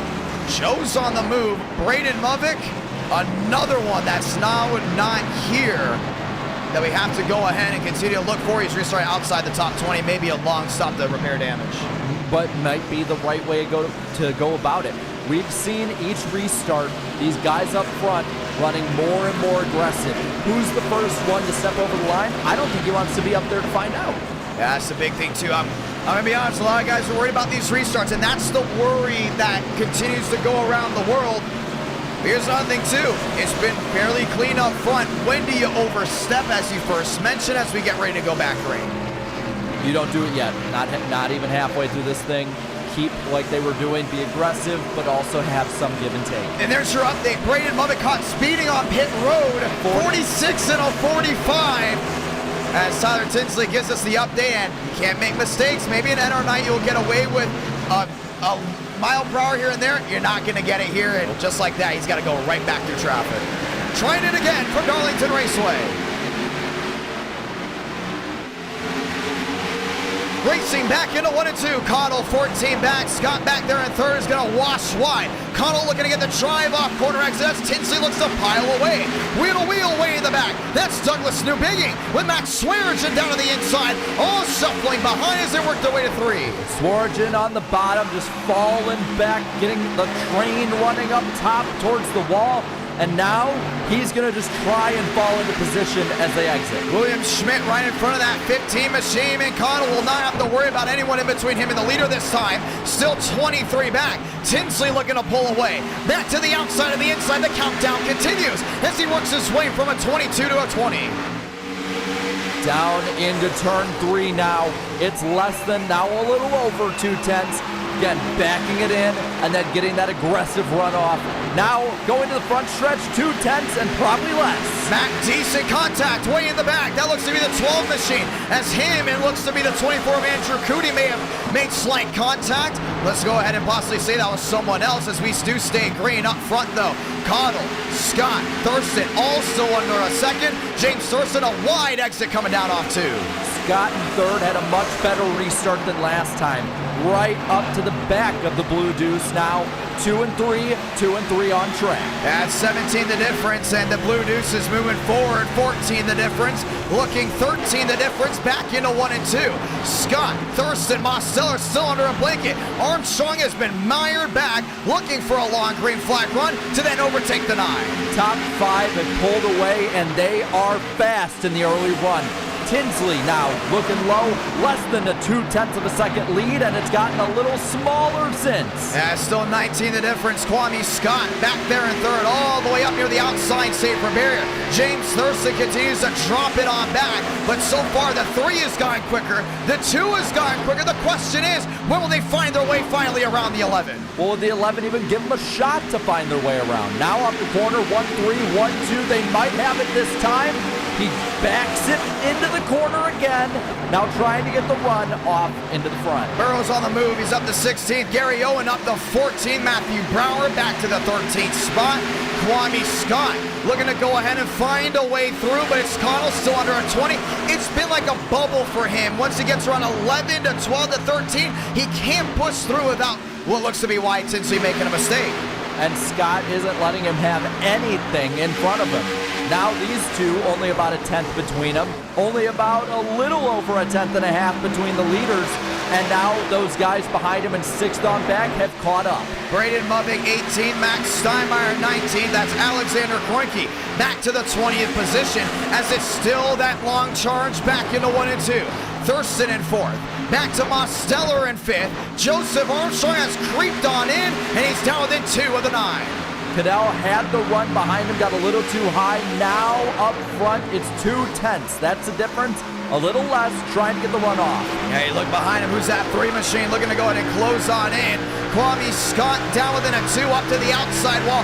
He's been the real shock tonight. No one expected to be that good from the racing standpoint, but hey, he does still have race-winning speed as Cottle is right on the doorstep of the 11. Well, now a little gap between the 3 and the 2 as the 3 backs it off, and that 2 car is not letting the FedEx Toyota get away. Wyatt Tinsley, Jim Connell still under a blanket. Scott, Thurston, Mosteller, top 5. Chad Thornquist back in 8th. He's been stuck there since the start. Gary Owen in 14th. Mulvick up to 17th. He's the biggest mover since the restart. He is, and he is coming with a vengeance. But we stay up front. A little bit more of a gap has built for the lead. Spencer Burns right in front of Wyatt Tinsley. A lot of damage to the nose, will jump out of the way while Wyatt Tinsley jumps to the inside. Here comes Cottle. Here comes Scott. Thurston within half a second. The top 5 has not reached that 1 second margin as Joseph Armstrong continues to creep into the 9. Daniel Mosteller had a lot of trouble getting past the 06, loses time. Now top 4 have a gap away from the field. Andrew Cootie 15th. Jordan D. Martin 11th. Max Sweargen in the P10 spot. Scott looking to get the drive on corner. He's going to slam the door on the 14. It's still 4 drivers under a blanket. And if you're Thurston, you can't make this move. You can't make a crazy move just yet because going in, he's on that bubble line, whether or not he can make it to Nashville. So he has to just play it safe and wait for the 3 to make that mistake. Chad Thornquist are on the outside, finding his way around Spencer Burns. They all continue to work their way back into 1 and 2. Thornquist in 8th, under fire there from the 79 of William Schmidt. Wyatt Tinsley still under fire by the 2. 19 the difference. Starting the countdown down the point backstretch. Kind of like we saw last time, these first 20-25 laps, this is where Cadell has his opportunity. His car is just as fast as Tinsley's is on the short run, but falls off as it goes on. 2 Toyotas in the Elite 8 make it 4 Toyotas in the top 10 as they continue to all work their way back into 1 and 2. You look way in the back. Gary Owen, Max Steinmeier, all looking to hold on. Abraham Vila finding a way around the 5 machine, going all the way back to the outside wall. That's Braden Mubig in the 42. Continue to fight on as Kwame Scott's up close in big time to the rear end of the 2. Yeah, the battle is now for second as the gap of the lead has grown a bit. The 3 going and trying to run down the 2. Where have we seen that one before? Yeah, you've seen it multiple times, but Darlington Raceway being this way, it's going to be tough for Cottle to definitely find his way through Wyatt. All the way back to the outside goes Scott. We have not seen a single mistake out of the 11 car tonight. Still haven't seen a mistake out of the 2 and the 3. That's where it comes down to when we talk to Countdown to Green. Hey, it's going to be the drivers that are going to prevail, that stay mistake-free. Early in this race, we said Spencer Burns is going to be great. All of a sudden, mistake after mistake, he's fighting just for how many spots he can get outside the top 20 to salvage a good day. But drivers that didn't have a good day in Atlanta are finally getting one. James Thurston, Chad Thornquist, Max Swearinger. This is where you can start that momentum shift to a short track in 2 weeks. Well, I don't see any of the guys in the top 6 having made a mistake so far tonight. All 6 have run pretty perfect races. Little itty-bitty, maybe discretions here and there, but for the most part, they have just played it right up, straight up, and not made any big moves that they didn't need to make. It's back to business. Andrew Cootie up to 14. No one had him circle as a top 15 driver. Gary Owen back to 18. He's starting to drop like a rock. Him and Joey Stone have not been on it tonight. And that's one thing you want to point out with how tough this car track combo is. Those drivers are better on the intermediates and the super speedways. But with this being such a driver skilled track to the max, where you don't fight wheel to wheel, you also fight the track itself. Starting to see a lot of struggles out of the 5, and they're still championship contenders. Well, yeah, Gary Owen came into this race only 16th in the point standing. So that put him only 12 points above the cut line, but also only about 32 out of the lead. Joey Stone, he came in 14th. That's the big thing you ought to watch out for. Now, James Thurston, another one that needs to have a good day. Right now, he's 1 spot out of that top 20, and we're going to continue to go ahead and watch that tonight. We haven't heard anything from Justin Champagne tonight. We're going to continue to keep an eye on that as he's been running towards the rear. James Thurston can very easily point his way into fairgrounds, and that's exactly what he's looking for tonight. Yeah, a solid top 5 would easily ensure that, but that is also a question. Where has Justin Champagne been? We haven't talked about him all night. Yeah, he's all the way back to the rear. Andrew Cootie to the outside. That's Burrows to the end. Oh, Cootie's in the wall. Pounds the right side. Movick and Burrows are to sneak on through, and the driver that won the Daytona 500 continues to fall into trouble here in race number 3. T-Rex car flattened like a fossil. In front of him, though, the 42 of Movick, and now the 1 of Vila. Able to find their way through. Jim Cottle, 25 back, got to a 17 back at one point. These 2 drivers made a big adjustment on their strategy, going all the way back to the rear, but they're making up time. 1, maybe 2 more cautions. I see them back up inside that top 5, maybe the top 2 going for the win. Braden Movick's got to minimize the mistakes. Could have had the championship lead at Atlanta. Didn't. Why? Mistakes. As long as that 42 stays mistake-free, we can very easily see him pull away with a championship. Pull away, or at the very least stay in that hunt, because it's going to be really big as the season goes. Championship leader as of now. You can spam the 9s in the line chat. Daniel Moss-Stiller, but he's under fire. 4 back is still Joseph Armstrong. That is currently the top 2 in the championship points, working lap 131 of 293. And there's a bit of a gap now again. Armstrong fell behind the top 5, now has made his way back up, but this foursome right here of Cadell, Scott, Thurston, Moss-Stiller, they're going to get company. King found his way around Owen. That was for position. Max Swearinger and a handful coming off corner exit as he still has that 79 or 78, should we say, of Jordan D. Martin looking for a way through. Nathan Scott, that's still Matthew Brower. He's been quiet tonight, but he's now creeped back inside that top 15. Quiet night so far, but a quiet one that's probably needed to stay within that sort of bubble of being in the race, being competitive on all fronts. And now we look here, Braden Movick sitting in the 15th spot, following Burrows. James Thurston, 2-5 back, battle for the lead. So far, this top 6 really has not changed, but the night's still rolling in. It's mostly sunset in the back with the lights on. You can see the sun setting in the rear, but right now, Scott's still trying to get quicker. Cottle has not been able to reach off corner exit. That's Douglas Nubian down to the inside. And into the wall. These cars getting really loose as we're fully transitioning into the night here in a bit. And yeah, that 7 car was really, really loose. And you know, we're only about 14, 13 laps away from halfway tonight. That's a big thing you got to keep an eye on. Anthony Burrows still back there in 14. Mosteller looking to go ahead and edge the championship closer. The only problem is that 20 is there. He needs to find a way around Thurston. He needs to find a way around Thurston now. But James Thurston cannot have anyone up inside that top 20 to be in front of him after today. No, he cannot. And what he's doing is solid. He's staying just ahead of that 9 car. Demo's solid as well for the championship. 4th through 6th are just running a smart race. Kwame Scott back there in 3rd, looking to close on into Cottle, but Cottle has actually made up time. That looks to be to Wyatt Tinsley the last 2 or so laps. 4-7 the difference. Now we haven't seen the 11 in the outside wall once tonight. We're starting to see that switch that we talked about earlier in this race. He's going to be better in the day. Got to worry about the nighttime. Cottle back down to a 5-2. Is this a possible momentum shift or just a shot in the glass? I think it could be a bit of a momentum shift because we've seen Tinsley will have these close battles and then fly out to a 2, 3, 4 second lead. He hasn't done that this time. Instead, the 2 car has stayed within a half second and stayed competitive, and it's probably the closest a second place car has been this far in a run all night to him. And we talk about consistency. If you're going to go to victory lane, you have to be consistent. You look at Cottle, all his speed week. Wasn't worried about speed, was worried about consistency. He's back to a 4-4. Scott, kind of in that same area. Thurston in the same area. How about the drivers that worry about speed? Abraham Vila, he's back in 16th, obviously with an issue earlier. Braden Mubbick may have been more focused on speed. I think that was just the fact that he's back just because of the mistake. But right now the guys that are focused on consistency are working their way up. Chad Thornquist closing in on the 20 of Armstrong. That's 1, 2, 3, going 5, 6, 7. And just breaking in the top 20 now, Frank DeAngelis. So that's somebody also to watch. But yeah, I mean, you're just starting to see this ebb and flow as the runs go on, and the green is rising to the top. Going to be interesting to see. That's the 99 Tyler Glass again on the apron. A lot of damage to the nose. Looking to just limp it around, hoping for a wreck to make up spots.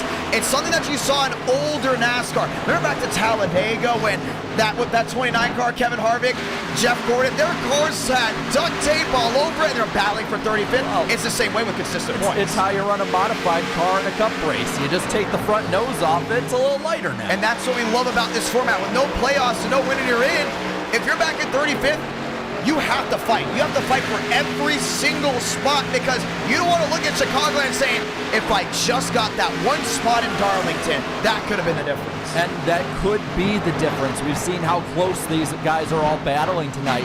And we watch these guys at the edge of the top 5, top 10 here. They're just all following Demos. They're all within about a half second. All back down into 3 and 4. Cottle 5, 6. The difference has now lost some time since both these drivers, the top 3, has changed up their lines back through 3 and 4. They've dropped into the bottom. Out of all of the wildness we've seen tonight, we haven't seen one thing. You know what that is? Green flag stops. Is it finally coming? I don't know, because we'll see where it seems like we're going to get these green flag stops, and then one of the more ill-handling cars rips it back away from us. But, you know, we saw Cadell start to fall back, falls back a little in the corner, but he's still keeping that half second and pulling a little bit away from Scott as the run goes on.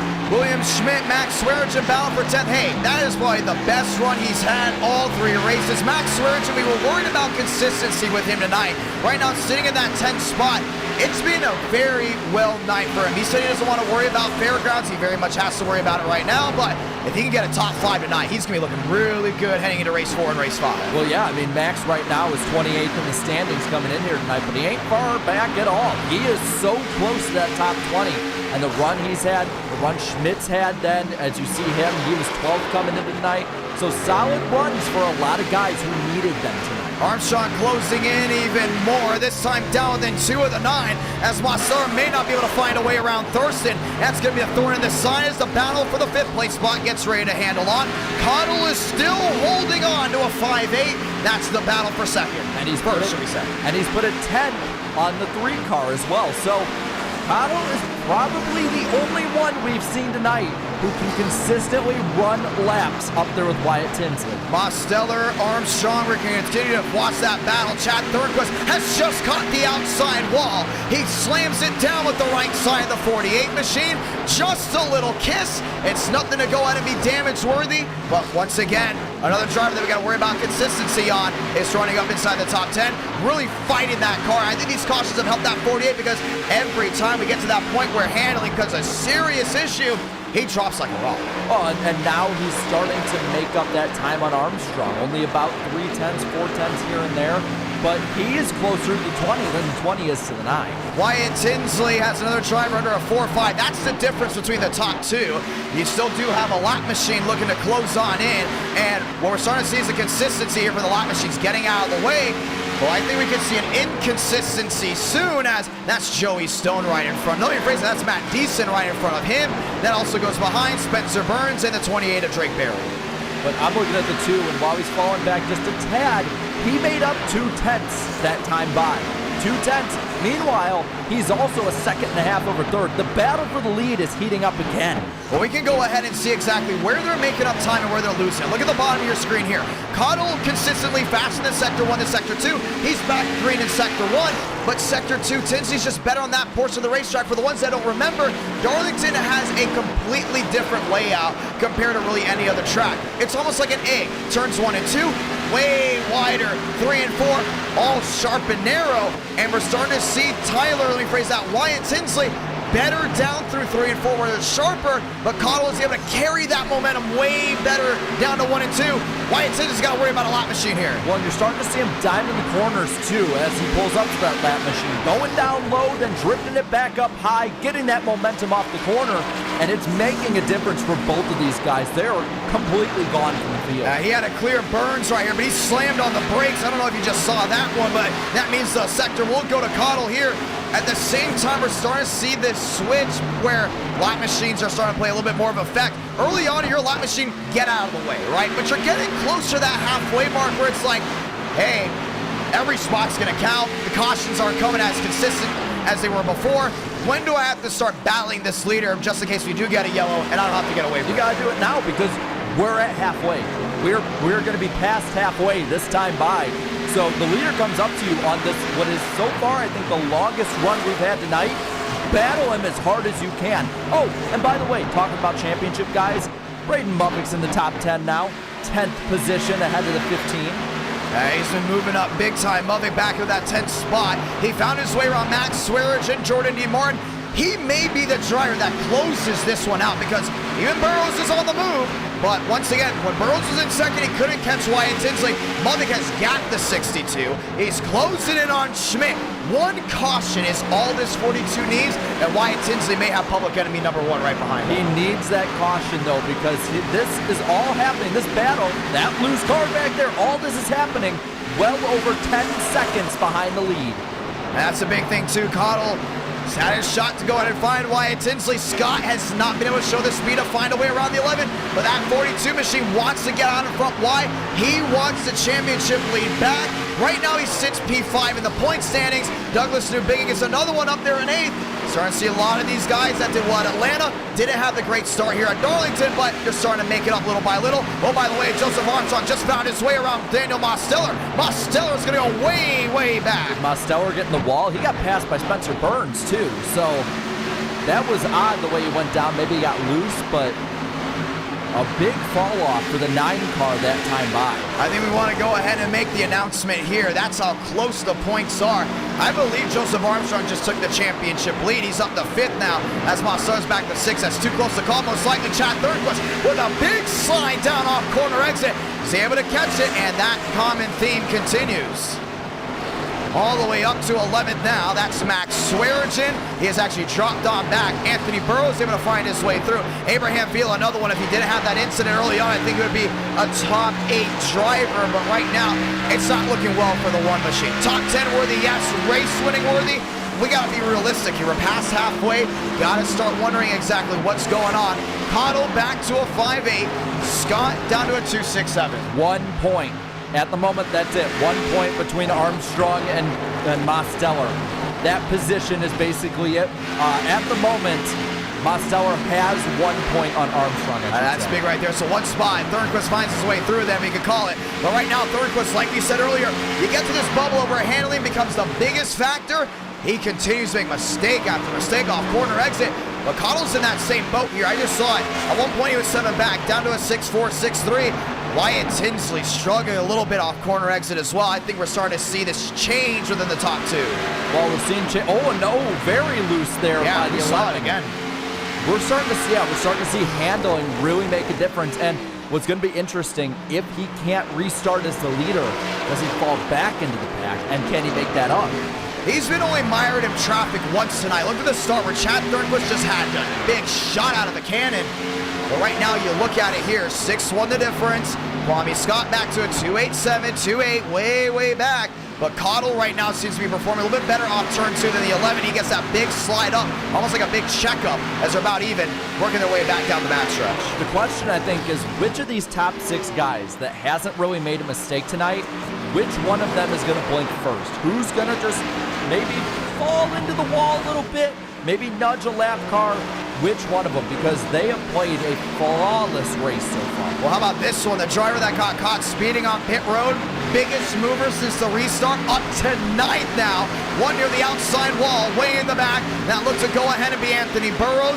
Back there with Matt Swearinger, that's Matt Deason finding his way around. All those drivers continue to battle out as Spencer Burns is still mired right back to the rear. And Burrows has made his way back into the top 10, just letting you know that now. But yeah, the big battle is back in that little scrum at the left. Oh, here we go! Spencer Burns around again. That's the 78 of Jordan D. Martin involved, and the caution is going to wave just one more time. I think that's the 4th incident that 06 has been involved in. Wow. At least the 2nd or 3rd. I mean, we've seen that 06 or 99 involved in just about every incident. And we're just past halfway. That's usually where the aggressiveness gets turned up to the peak. And we're gonna have a restart. Things are gonna get interesting. Yes, they are. How much damage did Vila get in that? Who else may have gotten damage in that incident? Those are gonna be the big questions. We see the 78 here, Martin, front end damage on a lot of it at that. That is going to be difficult throughout the night. That's going to be tough. I don't want to say he's done yet. You can go ahead and definitely, maybe you can repair that. But at the same time, you got to go ahead and watch back to this replay because Burns, if I'm not mistaken, 4 cautions, he may have been the cause of 3 of them, if I'm not mistaken. Well, let's see what the 2 of them together here. Why are they racing like that in front? Oh, Max had a slam on the brakes. So, and then he put Vila in the wall. That's the 2nd time he's put the 1 in the wall. I'm surprised we haven't seen payback yet. Yeah, this just shows race to race how you can go from 0 to 0 because... Yeah, he was definitely the hero at Atlanta.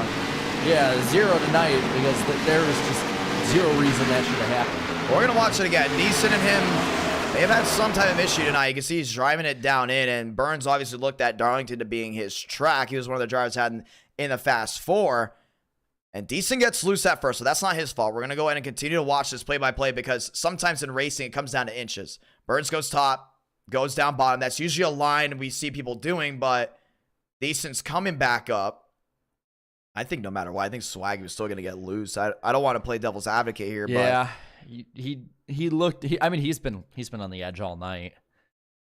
Max does a great job of saving this one. Max Steinmeier having to get out of the way, but when Burns slammed the 1 in the wall here, and then caught the outside wall, we saw Jordan D. Martin come back down, trying to save it. Deason nearly got slammed. Burns dead sideways. The problem is, Deason slams on the brakes, and Scott got in the back end of the 78, and that was it. And 78 into the 06. So 78 gets damaged both ends.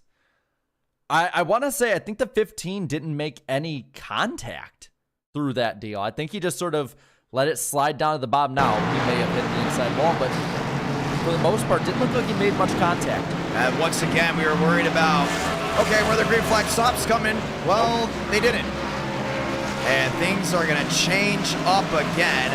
Cottle did not come out 2nd. Thurston did. Scott back to 4th. Thornquist back to 5th. And we got a restart with Braden Muddick in the top 8. Now, with these guys in the Fast 4, I'm going to be interested to see what the 3 does. Because I'd say of all of the guys that have run up front, that Scott has probably been the weakest with restarts. He's fallen back just about every restart. Now, he'll be up top. Does he get a better run this time? It's going to be interesting to see, no doubt about it. You got Newbigin in 6th, Mosteller in 7th. You got Braden Muddick in 8th. Armstrong fell back.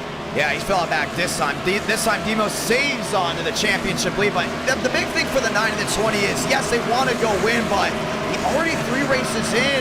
you got to start worrying about fighting the guys that really mean something. Well, look at the guys who mean something at least right now. Lou Bigging, 6th, 7th, Mosteller, Braden Lovick into the Elite 8 now. So it's heating up, and those guys, as we passed halfway, who we expect to be in the championship fight, they're making their way up. I would say Douglas Lou Bigging's really our underdog, our underbird, I guess you could go ahead and say, because yes, even though he's in the top 8 and he's been doing well in the last 3 races, I have not seen the chat talk about him as much as they did with the 9, the 42, and the 20. So right now he is the underdog heading into this. You get the one to go here. Wyatt Tinsley, James Thurston. Thurston's got to be aggressive. He takes the lead on this 11.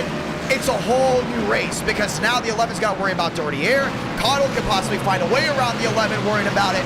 And Kwame Scott is going to be the one that could possibly take this one and roll it on out. You're James Thurston. You got to get a good restart. I'd say if Thurston can get the lead here on Tinsley, the floodgates open. Anyone can get the lead. So this is going to be a very important restart as we come to about 130 to go. Lap machines working their way back around as we get ready to try it again, and our night in America feeling victories all year long. Well, we started it in the day, and we have very much now worked our way into the nighttime, and that is the right time as we are past halfway. Let's go see who's going to get it done at Darlington Raceway. The one to go this time. Getting a note. Admins have disqualified Spencer Burns for too many incidents on the racing surface, and that is going to be the thorn in the side. Let's get ready for a restart. Grab a gear. 14-11 Chevy versus Toyota. We're green again from Darlington Raceway. Tinsley up to clear. That was close down into 1 and 2. Now the top 4 single file. It looks like Thurston's going to stay right with Tinsley exit, though. Thornquist really slamming the door. New Biggie behind. Douglas looking back to the inside, maybe the outside. All single filed out, working their way back into 3. Thurston down within a 12, looking for a way around. And Thurston is going to try what Cadell couldn't do, to pass Tinsley. It's about a 10th and a half now. They enter into 1, only a 10th between them. Yeah, he's won here before, and he's bringing the fight to the 11, right to the rear. 9 the difference was as they work their way down off 2. It's Toyota Chevrolet. The dogfight continues down the backstretch. And that Chevrolet is making up time. Tinsley dives down low. Thurston stays high, now tries to make the move down low, bumps into him. Yeah, he's got to move him if he wants to find a way through. He's going to get him back to the line. 9 the difference, 10 the difference, 163 of 230, 93. The biggest battle for the lead we've seen tonight. Thurston staying right in the tire tracks of Tinsley. Now it's just a matter of who makes the mistake. Don't count him out. He's to the rear. He wants a way through. He jumps to the inside, can't find a way in. He's still riding right on the coattail of the 11. Now Tinsley goes low. Thurston went high, and he's going to get the run right to the back of him. Less than a 10th between the leaders. This is the dogfight for the lead. Douglas Bigging outside wall. Claps it with the right side. It's the 42 behind. It's still Thurston with an 11. Just needs to find a way around that 11 machine. And Thurston's closer than anyone else so far. Less than a 10th. He's going to get pulled a little bit, but this is a strong end of the track. They've thrown everything at this 11 machine tonight. The 2, the 3, the 48, the 62, and Thurston will not give in. He's playing the game of inches down off turn 4. Nearly bumps him off the corner. Now only about half a car length between the leaders. He pulls in behind him aggressively into the corner. Now only 0.08 behind. Most of his wins in NR9, they've come at the nighttime. Now it's the drive-off corner exit. Tinsley almost forced into a mistake. That nose to tail continues. 10's the difference. 13's the difference as Wyatt continues to drive it indeed. They take those different entries in the corner, and it keeps Thurston right with Tinsley. He's right on his bumper trying to find a way around, and Cadell is coming behind him. 166, that's the lap we're on. Just joining in, welcome, it's rush hour. Thurston trying to close in again through 1 and 2. Cottle now within a 5-6. They're bringing the party to the front. And now Thurston's getting pulled a bit by the 11. But never mind. He's going to dive it down in the corner, giving it everything he has. And now Tinsley slides up in front of him. They bump again. He's looking, he's peeking, he's trying to find a way through. He knows he's faster than the 11 now. Just needs to bring it to the front. He drives it in deep through 1 and 2 once more. And this time Daylight pursues on the inside. He just can't get it below. He can't get his nose right below Tinsley. They go in the back stretch, still close together. Now entering 3, gets his chance again. Cottle on the move, 5-1 the difference. You want a championship, you gotta win here. Thurston to the rear end in the Burger King Chevrolet. Tinsley parks it on the inside lane, way wide up to the outside wall as he couldn't fit a paper, back to 1 and 2. And still only a little over a tenth between them. Now there's a bit of a gap between Thurston and Tinsley. A bit, only maybe about an inch, because Thurston pulls right up again. Aiding at that drive off turn 2 that he wanted, but at one point he was down to the 9. Brings the party to the rear. Here comes Cottle. Here comes Scott. Fast 4 under a second again from Darlington Raceway. Do you nudge him? That's probably the big question, because he can get that close. Closer than anyone else tonight. Entering turn 1. Thurston starting to look just a little bit lower of Tinsley. It's David versus Goliath when you think about it. Wyatt Tinsley, the coach driver. Thurston, the most winning driver in NR night. Who gets it done down the back? Still 11 the difference as Cottle's back within a 4. But Thurston goes aggressively into the corner. That's how he's been making up his time. Now he keeps a little bit lower than the 11. Going to the front stretch. He's looking and not going to make the move yet. Yeah, he slammed the door down to the inside as it got down within an 8. And Wyatt Tinsley continues under fire, back to 1 and 2. Everyone looking on for the top 2 machines. Third on the move. New Bigging on the move. Top 6 under a second, working lap 170. Flying into 3 and 4. It's a dogfight in Darlington. Now Tinsley looking ahead a little bit. Thurston flying right up behind him. Can't make it happen. He's trying everything he can. The next thing that he can do is possibly move him out of the way. But the question is, what's the net gain? Cottle there in 3rd. Scott back to 4th. 3, 4 drivers looking for the lead, back to 2. And now maybe a piece of paper can fit between them, because Thurston right up to the bottom, giving everything he has. Now only about a 10th and a half. Pulls in behind him, and now Tinsley washes up a little bit, but He's looking for a mistake right here. You can see Tinsley didn't get the drive, and now it's down within a 12. Who's on the move? King up to 14th, Cootie up to 13th. That's outside the top 10, but the battle for the lead is not going anywhere. Thurston enters just a little bit lower. Some clean air on the nose, but it's not going to make the difference just yet. Tinsley pulling him down the straightaway. 1-4, 1-3. Thurston getting the run into 3. Yeah, Cottle's still watching on. He saved the tires. Wyatt Tinsley has had a mass to gas. Thurston to the quarter panel. Tries to get the drive off. Not able to get it. Now is able to, back to the line. It is fully a 3-car battle for the lead. Cadell is there. Right on the bumper of Thurston. Thurston gets some room right in the bumper of Tinsley. If he has to make the move, it has to be now. It's code red. If that 11 loses the lead, he knows that 14 is fast, and it's kind of come out of thin air. What about Scott? What about Thornquist? What about Douglas Newbigging? As Thornquist has not gone away, it's Thurston back to the rear off 4. Thurston with a nudge there opens the door for Cadell. Now only about a 10th between them. 2 tenths between the top 3. That top 3 under a bubble, and Scott continues to watch on. Cottle trying to get to the rear. It's Toyota. It's Chevrolet.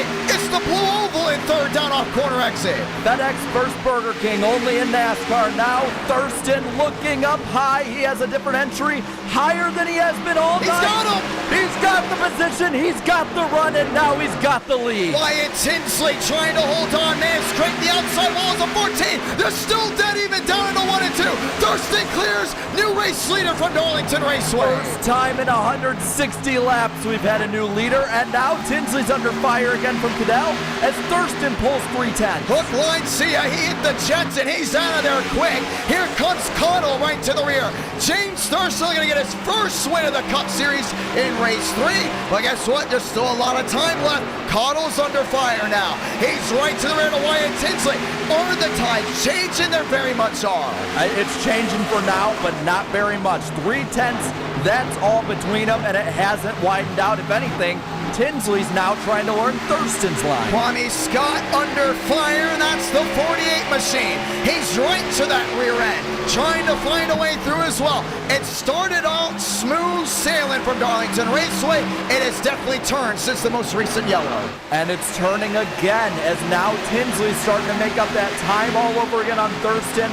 He's making a race out of it still, not going quietly into the Darlington night. Yeah, that's the big thing right there. Douglas Newbigging, Anthony Burrows, Braden Movick, the Calvary, it's come alive. Here comes Burrows back to to the inside of the 7. He's going to swing the wheel to wheel. He looks for the spot. He's going to get it down into 3. Up in the top 6 now, Braden Muvick trying to make a move, but the door is slammed on him. Trying to get the drive down off corner exit. Jim Cottle there in 3rd. Back to Thornquist, back into 5th. All chasing the Burger King Chevrolet back to 1 and 2. And it's just single file throughout. You're trying to find out when that guy in front of you makes that little bit of just a mistake, just a small mistake, and make your way past, just like with Thurston. Well, let's look at this top 5 just for a moment. That was the best restart we've had tonight when it came down to an entertainment standpoint. But for a lot of drivers, they needed that restart to show something. Past halfway, either you got it or you don't. Braden Muvick to the inside of Douglas Newbigging. But let's start looking at the switch here. Tinsley is under fire. Cottle is there. Now Wyatt Tinsley starts closing on in. But if you get another long green flag run, what's going to change? Wyatt Tinsley wants to battle back for the lead. That's what's going to change. The 11 is still competitive as ever. Pulls right up to the back of Thurston. It's almost like what Thurston did to him. Entering fast, now exiting fast with him. He's going to look for the move. Doesn't make it happen. Yeah, he's right to the rear end. 9 the difference. This may be short-lived by the Burger King Chevrolet. It's still that Cottle machine in 2nd. Make that 3rd the Blue Deuce. Hoping for a wheel-to-wheel to capitalize on a move. The top 2 continue to sway back to the inside down the back. And now the 11 has the position low. He's going to dive down into 3 and 4. Slides up in front of the Burger King car and has the lead again. Tinsley reassumes the position up front. There's a lot of contact from about 13th, 14th on back, and that's still not going anywhere. We'll keep an eye on it as they work their way back into 1 and 2. That's Armstrong, Cootie, Scott, King as they continue to fight on back into 1. But Thurston has lost the lead. Wyatt Tinsley takes it back, and it's Toyota back on rein. Here comes Cottle to the inside. Thurston may have burned his stuff up to get the lead, but he knows he can. But now he's in 3rd because Cadell is in 2nd. Now the 2 gonna try and do what the 14 did, or maybe just try and save his stuff. Just a quick look back here. Joseph Armstrong really got into it with Nathan Scott. Him and Abraham Field here 3 seconds back, now 4 as they continue to fight on. Andrew Cootie back to 12, back to the lead. Connell's worked into 2nd. He found his way around the 14 machine, taking the fight to the Toyota. And now we're seeing what we've seen all night, 11 versus 2. But it's looking like behind him, Kwame Scott looking for the 3rd spot. The 3 car ain't going to make it happen this time, though. Yeah, he looked. He peaked. I think Thurston was hoping for a yellow, maybe to go ahead and hold the track position at bay as he's now up to 3rd. Cottle 19 back. We now know Thurston has the better short run car than the 11 and the 2. That's big if we get a late break yellow. But right now with Wyatt Tinsley leading and now 18 the difference, Cottle's got to bring the aggression back to the Toyota. And now Thornquist looking low at the 3 for 4th. It's looking like the 48 car starting to come back to life as the night goes on. Going to continue to watch on Kwame Scott all the way back to the outside in 5th. He now looks to the inside of Chad Thornquist. Look at the gap from Max Swearage into Cootie. It has opened up ever since that big battle. Cottle is there, 14-13 the difference. Now he's going to see if he can replicate what Thurston did as Thurston's starting to fall back. The 2, only about a 10th and a half difference between him and the 11. Back to 3 and 4. Thornquist 4th, Scott 5th, Anthony Burrows welcome back in the top 6. Braden Muvick, Douglas Newbigging, top 8. As they all work back to the line, we've seen Cottle get to him. We haven't seen Cottle get aggressive with him. That's what we're looking to possibly see change. It's the old racing term. It's one thing to catch him, another to pass him. Cadell knows that better than anyone else in the field, being behind that 11. And now, speaking of that 11, he's flying away. Yeah, he just went ahead, had a big mistake coming down off corner exit. James Thurston still has Chad Thornquist under fire. That's now the battle for 3rd. Did the 14 use it up too early? Was it too early to get that aggressive? Or was he just showing everyone what he's got and still not hoping for a yellow? Maybe he was learning what he's got. I mean, that is something that'll be really big in a 20-lap dash to the finish. And now you look at these 2, Burrows and Muvick, both have been making their way back up through the field. Muvick throughout the night, Burrows after some issues, now 6 and 7. We want to continue to watch what's going on back in 12th because it is the gap of the century. Nearly 3 seconds. Joseph, oh, there they go, way in the back. One in the outside wall, two in the outside wall. That's Jordan D. Martin again. He gets it all squared away, and we stay green. Frank D'Angelo's found his way through. Everyone else continues muscling forward as they work their way back into 1 and 2. Could have been another yellow. That could have been, and that 78's night turned from solid to looking miserable at this time. But yeah, we see Frank D'Angelo's, haven't talked about him much tonight, just surviving this thing in 17. That's the big thing you got to continue to watch out for. 187 out of 293. That's going to be the 7 and new bigging. Daniel Mosteller all lines up and loaded. Jim Connell 2.5, 2.7. The difference, Burrows in 6th. Mulvick back to 7th. It's James Thurston still back in 3rd, but Connell has not been able to crack under a 2 since.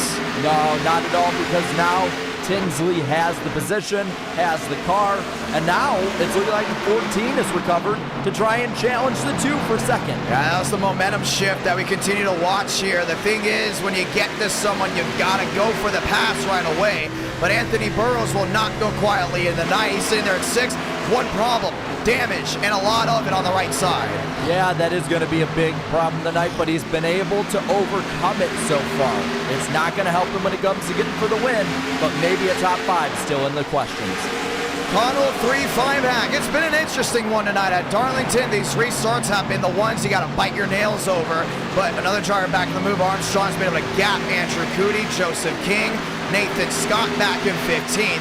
William Schmidt cracks the top 10, needing a good night tonight so far. It's looking that way. The first true day and night race of the season. Daytona ended in the late sunset.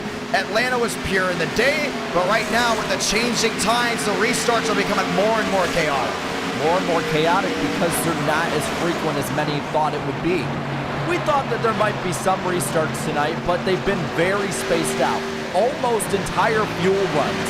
So these guys know that they could maybe run, not to the finish, but maybe only have 1 or 2 more times that they could actually pass some of these competitors. Burrows in 6th, looking to go and bring the fight to Scott, who's sitting at 5th.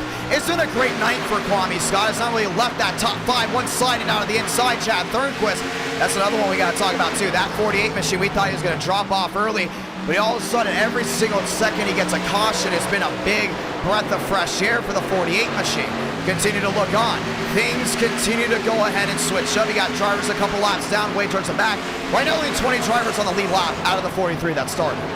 And at this point, if you're one of those 20, it's just about surviving those cautions coming up, getting past the lap traffic, and being ready to make up spots when that inevitable restart happens, or make up time like the 2 is right now. Yeah, I remember Cottle didn't start exactly the greatest. He wasn't really there in the first 50, 60, 70 or so laps.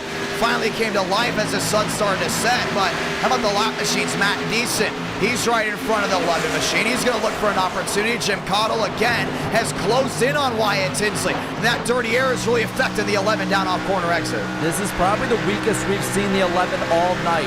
He seemed like he just cannot get away from cars. Oh, yeah, slam the brakes. Oh, man. It's just odd seeing him this week, this far into the race. Coming to less than 100 to go now. Back to the line. Scott to the inside. That's going to be a Chad Thornquist. Battle for position down into 1 and 2. He's going to try to squeeze into 4th. Thornquist gets a ride on the outside. That's going to be close. Back to the center of the corner. Braden Mulvick, Daniel Mosteller, all watching on. They pinch together, and wow, Burrows was really, really loose side by side with Mulvick now. Side by side for position when it comes to the top 5 and right outside of it. That handling's coming into play. It's still the 48. It's still the 3. Scott, Thornquist, Mulvick, Burrows all under a blanket. We have yet to see green flag stops as 15 is back to the difference. Thurston is still there. He's still under fire as the top 3 works their way to 2. We're starting to see Tinsley's car get a little away from him, and that's what's letting these guys back in. Their cars are also getting better too. It's a 3-horse race up front. 15 the difference, 16 the difference, not able to get the drive off corner exit that he want. Burrows had a handful, Mosteller as well. Joseph Armstrong back there in 12th looking on. We have not seen Frank D'Angelo's crack that top 10 under green flag conditions yet. He's now up inside that sweet 16. We watched the battle from 4th on back. And the battle is starting to heat up a little bit. That 48 falling a little behind the 3. And now it's Bubbick looking down low, going to make it 3 wide entering the corner. He's looking for a way around Chad Thornquist. This is going to be his opportunity as they hold the wheel to wheel. Thornquist on the outside, Bubbick down on the inside. That's going to be tight. It is very much. Bubbick not able to clear, has to slam the door on the 62. Crosses the barrel, finds a way through, but they continue to fight from 5th on back. Bubbick lucky he didn't lose the 6th spot there. Had it for a second on the 48, but now having to wrangle him back in and looking low again, but doesn't have it. Hey, keeps switching up that motive, top, bottom, middle. What do you want? How are you going to make it work? But you still got the 62 behind. He's all over that rear end. It's still one of those Fords that have got a fighting chance. The only problem is, time's now fading as it closes into the 200 lap mark. It is, but these 4 under a blanket all the way back to Daniel Mosteller in 8th. Now it's trying to be Bubbick, or Bubbick is trying to be the one who's going to make up the ground. And you know who loves this? Kwame Scott. He's driving away from all 4 of them. Yeah, he's got back down to a 1.5 to your leader. Cottle is now back within a 2. The leaders tonight, it's odd. We haven't seen that 10-second breakaway like what we saw in the Southern 500. Right now, it's been very much still within 3 seconds as the max, but ever since the Knights rolled in, it's been really under a second for the top spot. The field up, especially the field up front, has been very strong tonight. Now Thurston's starting to fall a bit behind these 2, but still only a quarter of a second between the top 2. Behind, you look back to it, Anthony Burrows, more drivers behind, slipping, sliding. That's Douglas Newbigging. That's Joseph Armstrong. That's under fire by the Williams Schmidt machine. Schmidt hasn't really been under fire the first 2 races. Looking for a top 10 outing and swing at the fairgrounds. And a shout out really quick to the bottom half of the top 20. Gary Owen up to 18th on speed tonight, keeping a lot of control on his car. So good run for Gary in that target car. Yeah, he's doing a great job. I still think he's got a shot at a championship too. He's sitting 16th in points, and you got some of these guys that didn't do well in Atlanta that are up front. I wouldn't be surprised even finishing 18th. He may go up a spot, maybe 2. We're going to keep an eye on that. It's 24s right now, the difference for Cottle. That top 2 hasn't switched up. Scott's starting to go ahead and be a little bit more aggressive. You've seen him up here the outside retaining wall a little bit more. Maybe has brushed the outside wall already tonight. James Thurston, 9-4 back. Chad Thornquist back to 5th. Braden Bubbick looking for a way back up inside the top 5. And Thornquist really loose out of the corner. Bubbick right near the wall. Both of them fighting their cars. And it's looking like the 48 is going to prevail for now as Burrows tries to get up high. That 42 slammed on the brakes. Here comes Burrows getting the drive off. Now this was the race that he said he needed to do his best at to have a shot at getting glory in Chicagoland. But right now, this is what we need to continue to watch out for. It's Cottle down within a 19 as he closes up down off corner exit. And behind them, the 14 is a second back, falling off, falling to the 3. It's just these 2 up top. Less than 2 tenths between them. Cadell looking to try and find a way around it, but they're running the same line. Yeah, he's looking, he's peeking, but right now it's not working out for him. It's still Braden Bubbick under fire. Behind that, Joseph Armstrong. Not the restart he's wanted, but he may catch the Douglas Newbigging machine. He very much does and puts himself in a 9th. And a good position gained for the championship as well. Thinking to the big picture as much as this one. Now that 20 of Armstrong needs to try and track down Demos by, that's William Schmidt. Slamming the outside wall back there in the 12th position. Comes right back up, and that is a lick to the right side. And we're going to wonder if that's going to hurt him at all. We don't see too much damage, maybe bent in on the nose, but we do stay green, and that's going to change up a lot. Well, luckily for him, he has a pretty big gap back to Abraham Vila, so he has enough time, enough gap that he can recoup that car. By the way, in the top 15 now, Frank DeAngelis. Yeah, that's the big thing too. He's starting to work his way forward. He's going to find himself around Andrew Cootie right here. He's actually right to the rear end, looking, swaying for a way through. Cootie's got a lot of damage on that rear, heading his way back through 3 and 4. Now giving a little gap, staying a line below the 24 car. He's going to try and get that run, maybe pin him behind the lapper, but for now, falls in behind him. Oh, Vila struggling to hold on. That's right in front of the 07. Matt Deason pumping the brakes on the 42. DeAngelis to the inside, and that will be the battle for the spot. He's up the 14th. Maybe not just yet. Cootie with a drive off corner exit. Cootie showing some good speed tonight at Darlington and keeping Frank DeAngelis behind him. And now the 69 car has to recoup and try and get the T-Rex car. Scott found his way into third, and that's going to be James Thurston. That goes one back. Your previous leader was under fire, and Kwame Scott puts the 3 in the podium position. You think that Thurston burned his stuff up trying to get up to the lead? That's Thornquist. Sorry to cut you off. Down to the inside. Here comes Braden Movick. Movick now starting to surge up to the front. Top 5 for the Neon McDonald Chevy, and now he's going to try and hit Thurston next. As that portion of the race near the restart where, my car doesn't handle the way it did about 20, 30 laps previous. 107 out of 293, and starting to see the 48 really struggle. He needs a short run to go ahead and win this race. Connell's still 2-4 to Tinsley. This is the big battle because this could very easily end up being the race for the win if we get green flag stops. It could, and it's staying close enough because it seems like one of them will pull up a little further, being Tinsley, and then Connell will then pull back in. Now it's just a matter of if the 2 can overcome the 11 the way that the 14 did. Scott Thornquist, that's still Braden Movick that just got it to the outside wall at the right side. Not too much has changed as he continues to roll on forward. That right side may be bent in. He has had one heck of a drive tonight, staying up in the top 5, but Connell back to a 4-4. We can finally talk about it tonight. Do you undercut? Do you overcut? Or do you just do the opposite of the 11? I think you do the opposite of the 11 if you undercut. You cannot undercut with him.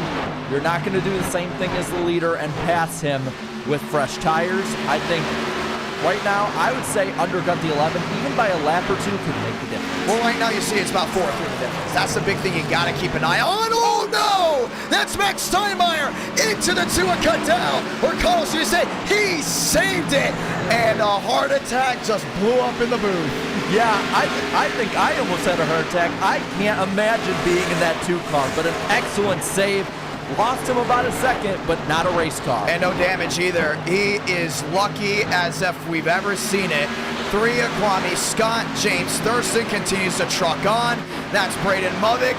Wow, he lost time, but he could have lost this race completely. Yeah, but you know who's loving this is Wyatt Tinsley. Now he doesn't have to worry about somebody in his mirror as much.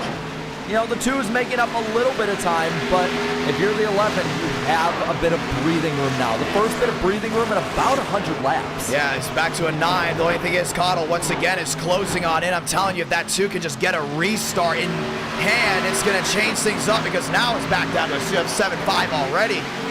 He's got to beat Tinsley off the pit road. I'm going to be honest, track position means so much after 10, 15 laps. We all know it, we see it. I say you undercut this 11 because we're seeing Wyatt Tinsley at the slowest. When you think he's going to pit, go a lap under because that's going to make the difference. But you can worry about that, but if you do try and undercut him and then a caution comes out, yeah, you might get the lucky dog or a wave around, but you're going to be way back in track position either way that way and throw away a top 2 finish. Matthew Brower down to the inside. He goes 1 down. Looks like he also has damage on that machine. That's to 12. Only back to the 19th spot. A lot of damage, should we say, as he is now coasting it down to the inside. This has recently happened as he did get slammed down to the inside. That was by the 07 of Matt Neeson. And we are going to stay green. That was way back. He's got to bring it down on pit road. Wyatt Tinsley, Jim Connell. And now it's again only 3 tenths. Only 3 tenths between the leaders, so that 2 car may have the speed. Maybe Tinsley is just sort of laying back a little bit. But Connell now coming with a hard charge. Yeah, he continues to hold on to it. You can see 2.7 back to being the difference. Ford Toyota, that's the top 2. 214 out of 293, back into 1 and 2. Connell's giving it his all, but now the driver first car 1 lap down, that's TCB. Now, for the ones that are wondering how did he make up those laps, there's a rule once again that if you have an internet outage or a power outage, but you grid it up, as long as you can prove you did it, you get your laps back. He did do that. That's why he's able to only get the laps back that he lost. Right now, still a lap down. Clearly not out of the question. Salvaged at least a night out of this race as we have 78 to go at the moment. But up front, these 2 are the story of the night. Yeah, the 14 may have jumped up for a bit, but he's about to get passed by Braden Movick. But Cadell right now in second, just dogging the 11, as he has been for the majority of the race. This is going to be the finish right here. 2-7 the difference, 2-5. You get a green flag stop. Things are going to go ahead and change as things continue to roll out. Scott down to 136. He is closed in big time to the top 2. He needed this long green flag run. As long as things stay safe, we can see a big outing. Yeah, and it's looking like only 1-3 at the moment. It's only a second back of the 2. Everything's coming back together. The rubber band effect in full effect tonight. And we're even seeing that back and forth and 5th between Thurston and Mubbock. Yeah, here comes Mubbock right here. I think he would have needed maybe one more yellow to really solidify a battle for the lead under green flag conditions without green flag pit stops. But right now, you look at it, Thurston led, Mubbock's closing in. He would have gone all the way back to what, 21st, 22nd to 4th in just one cycle? What if that was, you know, possibly for the lead? Because he was up to 5th. 1 mile per hour made the difference. Yeah, but he still has time, and right now, Burger King versus McDonald's for the 4th position. The 14 at Thurston, only about 3/10 on Mubbock in that neon McDonald. Yeah, he's closing in as we come down to the end portion of this race. Jim Cottle, what a night. Has able to close in. That blue deuce has been on fire. Ever since the start of this race, he's been moving forward. The only thing is, you're still under the bubble. When do you come to pit road? It's gotta be soon. But right now, the question also is, if these guys towards the back start pitting early, does that worry you up front? I personally don't think so. No, don't worry about the guys in the back. The furthest back I think you should worry about would probably be Scott, maybe Mubbock, but that's about it. They're the only ones on the long run that could actually pose a threat. These 3 you see on screen, basically anyone you see on screen at any point there, those are the only ones you should avoid. Here comes Mubbock down to the inside. Make that nod. He caught the outside wall. He was looking for a way around Thurston all the way to the rear. He's got to be stuck back there in 5th, all the way to the outside retaining wall. James Thurston with a strategy call so far. Still up to 4th. Right now, he's looking good for Fairgrounds. Looking very good so far, but there's still a long way to go. Up front, only a little over a second now between the top 3. While the 2 starts to fade, the 3 starts to come on strong. And our night in America, feeling victories all year long. Wyatt Tinsley, Jim Connell, Scott Thurston, that's the fast 4. All lines up and loaded. That's Braden Mubbock back to 5th. Daniel Mosteller back there in 6th. A little bit of damage on the right side, but we haven't seen Mosteller go for the lead, but he's been pretty consistent at staying up top. Wyatt Tinsley with a big drive on in. Looks like he lost some time, gained it back, and Connell's starting to lose back to a 4-2. Now Scott only 1-1 back, so it's just all coming together. It's a matter for Scott if it takes too long for his car to come in to make a difference, because if they do have a long run to the finish, Scott's going to need to make his move early just as much as Cadell is. Joseph Armstrong, 7th.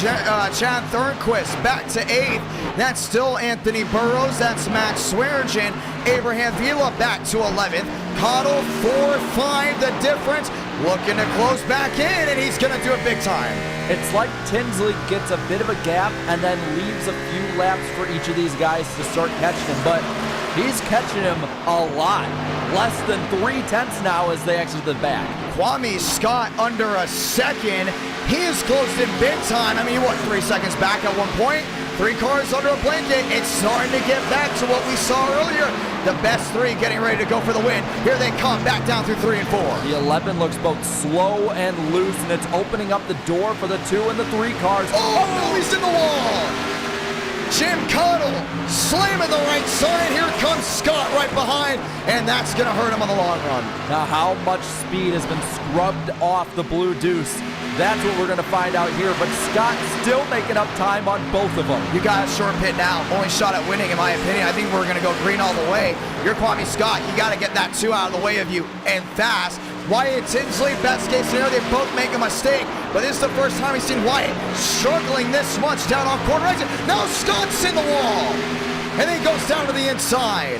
They both can sniff the lead, and maybe it was just too enticing because now they've both hurt each of their races. Yeah, they start fighting each other, and that's going to be difficult. Thurston's in. Vila's in. These guys going to wait to the last moment. You can't find each other when the lead is that close.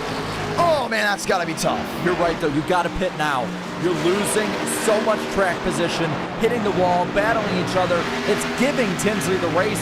If you want to beat him, do something different. That's going to be the big thing. I mean, coming all the way back around. Wyatt Tinsley, 6-2 the difference. Scott, 7, now 8 the difference as well. Muddick, 5 back. Mosteller, 7 back. Demo's closing on in. But unless you get a yellow, these two won't have a shot. They're still fighting for a second and not giving up. But looks like, oh, the two's in the wall again. That's it. Pit. You gotta pit. Thank you. Jim Cottle, I still think he's got a shot at winning this race. Speed. Just don't speed. He's still got a shot, but he's gonna have to hope track position means something right after Wyatt Tinsley. He locked up the tires coming up pit road, so that's gonna be something to watch. But yeah, now Kwame Scott 1.5 seconds back. He's got to pit soon, too. Yeah, you can see Andrew Cooney, this is a driver on fresher tires, finding his way around the 3 very easily. But now he's almost 2 seconds back. He has lost more time than anything. The momentum has shifted.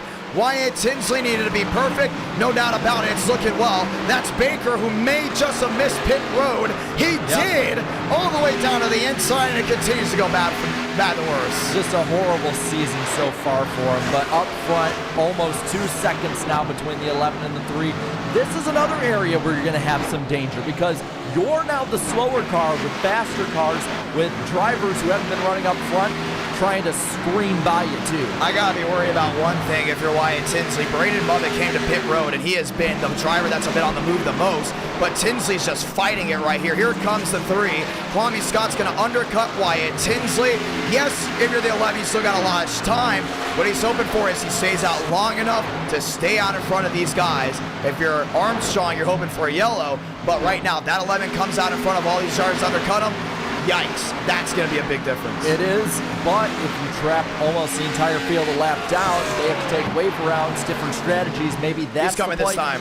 Never mind, he's coming. Last time Wyatt Tinsley was in this position, he didn't speed on pit road, he missed it. This time won't be the case. Oh, he's gone! No! He just made another mistake into the wall! The race is wide open now. That is a ton of damage to the right side of his car. He's going to have to get that fixed under green flag conditions. There is no way that he keeps the lead after this unless he doesn't fix that car. The talking point and countdown to green was as long as he doesn't make a mistake coming to pit road, he's going to win.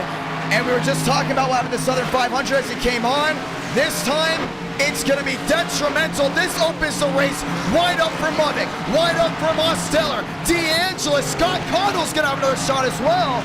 Oh, this changes everything, and the chat goes wild. And look behind him. Mosteller's on pit road right behind him as well. So is Burrows. We're going to see the difference now, and it's going to take a while to cycle out, but oh, that's we're going to see where he comes out behind Muddick. Will most likely come out behind Thornquist. James Thurston is going to go on provisional lead. This changes everything. He's behind Thornquist. And with damage, the driver, again at Darlington, that leads the most laps, will have a shot at going to victory lane, but it's going to be a lot harder than it was the entire race. So looking at where it's all cycling out, he should be around 6th or 7th, depending on where Armstrong comes out. 6th. He went from 1st to 6th, had a 1.5-second lead. He lost 10 seconds in that, and he's probably going to lose more with that damage. Yeah, you got TCB going back to the inside, struggling down off corner exit. Jim Cottle, you've got the shot in the glass. Now you got to bring it to the 14. That right side damage, he's going to try to bring it to victory lane. Scott as well. 4 seconds back. Muddick as well. This could come down between the top 2. Tinsley has made up a spot, it looks like, on Thornquist. They were battling for 5th. Now starting to put the gap on him. Can he make up 8.5 seconds in this last run? Thurston's got to hold on. He's got to stay in front of that 2 until the 2's tires start wearing about. Because right now, you're Scott, you're closing in on Cottle. You pit just a little bit after the 2 machine, so you have fresher tires. But you don't have to pit again. If Thurston gets past here and we don't get into the yellow, his race is done when it comes down to winning. All around great points day. Let's look at this. Wyatt Tinsley now back into 5th. Muddick up to 4th. Scott up to 3rd. I guarantee you, these drivers all have that live chat. They were cheering when the 11 slammed the inside wall. But right now, you're Cottle. You cannot have a yellow. But don't close the book just yet, because Tinsley was 8.5 seconds back only 3 laps ago. Now less than 7.5 seconds back. Granted, Thurston may be a bit of a slower car, but he's still making up a ton of time. Well, let's go see the lap traffic he's got to deal with as well. He's got to just deal with New Bigging and Mubbick. Then he has to come up to Scott. So yes, he still has the opportunity, but how long does it take, and when does dirty air become the biggest factor here tonight? We know the Gen 6 stock car has had that trouble since, what, 2013? So you got to think about it too with how this track is. Let's say he is the fastest still. Let's say he gets up to Scott. Cottle finds a way around Thurston. Do you have the speed come down the final lap? He's made up 2 seconds in 4 laps. He's got the speed still. Now it's just a matter of the tires, the handling. What if the 2 starts turning on, 3?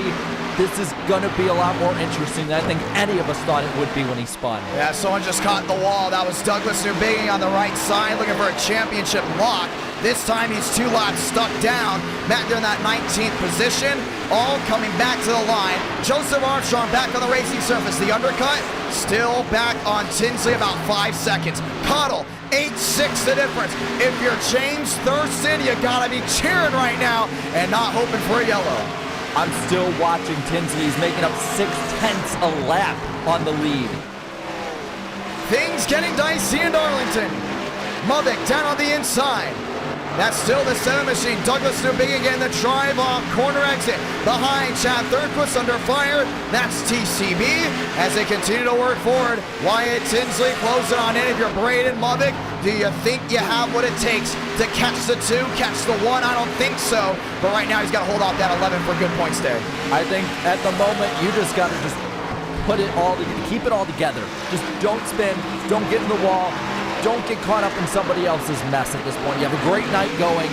Keep up at it. 1.39 the difference. Cottle losing, fading quickly to James Thurston.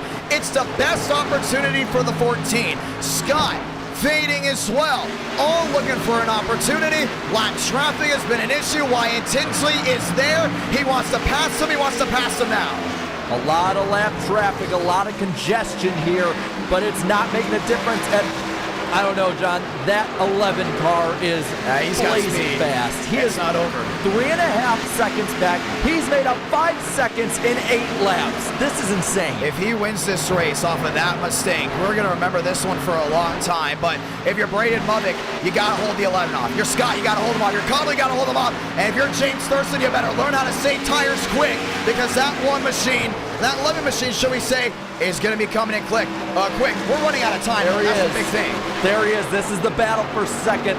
All 4 of those cars on the leaderboard, the 3, the 2, the 42, and the 11, all fighting for second, only about 3 seconds behind the lead. This is your shot at victory. Thurston had a massive undercut, is poised to lose time. This fight is going to mean everything. Cottle lost 2 in a moment. He's in the outside wall. Mubbick up to 3rd. Tinsley up to 4th, all trailing back to 3. Now Scott has to play defense. Mubbick looking down low. Tinsley just looking for any room whatsoever. And now Cadell is just trying to survive as New Bigging almost spins him. Man, that was a tough save. He's able to hold on to it, but time is still fading. Thurston, Mubbick, Scott, Tinsley, all under a blanket. Braden Mubbick into the catbird seat. He's closing in on Thurston. He had a fast straight. Scott, Tinsley on the rear end. They're running it home. The 42 is faster than the 14. The 11 is faster than the 42. Could they all come together at the lead with 53 to go? Yeah, time's fading. It's fading quickly, but this time with 2.5 the difference. Thurston's got to hold on. Can Scott hold off Tinsley? Cottle back to 5th. All trailing back into 1 and 2. They're all making up time now on Thurston. 2.3 is the gap, and it's only about 3 seconds, not even back to 4th. We are getting word from an in-race reporter. Every driver is saving tires. They're saying they have no choice but to save tires because they don't want to pit again. We're in a tire lottery. Oh, here we go. Now it's just a matter of do you just wait till when? When do you wait till? Do you wait till 30 to go? Do you wait till 20, 10? You go now and just hope that you can hold them off? I don't know. It's going to be tough. Mubbick's down within 2 seconds. And here's the thing. Wyatt Tinsley's right to the rear end of Scott. That may be provisional lead because Thurston is fading and dropping like a rock. He is less than 2 seconds the gap. Tenths are being shaved off every time they go around. Mubbick flying ahead, 3/10 ahead of the 3, and now the 11 only just behind the 3. Time changing, time switching. Kwame Scott in third, running right in the line of the 11. Tinsley's got a bite to the inside. A lot of damage on the nose is not fading him. They all drive down off corner exit. 1-4 the difference. If you're Braden Movick, you can't play with your food long because the 3 and the 11 are going to be right at the table. And Cadell is not fallen that much further back, but in a familiar place behind the 11. Yeah, they're all lined up. 1, 2, 3, 4 for second, third, fourth, and fifth. But Thurston now 1-4 the difference. Everyone worried about saving tires. Will we have a pop is the real question because they're all going to run it to the end. Could Thurston be taking it really easy on his tires, though? He has the gap to burn. Don't burn off your tires. Let them make it up on their own and burn theirs off. I think that's what he's doing right here. I think he feels like track position's now meaning something, so you might as well go in and shave off the time and give it to you late. 2:45 or 2:93. What's gonna work? Movick 88, Movick 89. He's under a second, and Scott's still boiling into the rear. 5-man battle for the win of this race. Now Scott has the 11 low, but holds him off. Down the backstretch, all of the top 4 within a second of the lead. All trying to go ahead and bring the party to the house. That's up front. 1, 2, 3, 4, 5 drivers with a shot at victory. All coming down to it. It's the long green flag run for Darlington. New bigging in the wall again. Movick 5-8, 5-4. Half a second the difference down to 1. Now Scott no! Movick in the wall. Movick's in the wall. Scott gets held up. Now it looks like Tinsley may try and pass him. They stay in line. He pancaked the right side of that machine. Now Kwame Scott is tired of waiting. He wants to find a way through. Ryan Tinsley still stuck in his plane back through 3 and 4. Does Thurston have what it takes? Maybe not. Movick's still there. Countdown continues for Darlington. 7/10 between the top 5. Not even that. They're all under a blanket for the lead. Movick dogging down below the 14. Now the 3 behind him. It's all coming to the backstretch. He's looking. He's peeking. He's there. He wants the lead. He jumps to the bottom. Trying to get back in line. Gets the run. Wheel to wheel back through 3. Now does he slide up in front of him? He has the spot. The 3 has the spot. The 14 fading fast. And adios goes James Thurston. First to fifth in the matter of quarters. Braden Movick on the hot seat. Braden Movick to the lead. Back through 1 and 2. All going down in Darlington. And that whole deal held up the 2 car. Now it's a 3-man battle for the lead as Thurston manages to hold off Cadell. Wyatt Tinsley in third. James Thurston, Cottle. They're all the way back, but they still have to worry about saving tires. Kwame Scott wanting to win, looking to win. Wyatt Tinsley is there, inching closer inside the top 3, back to 249.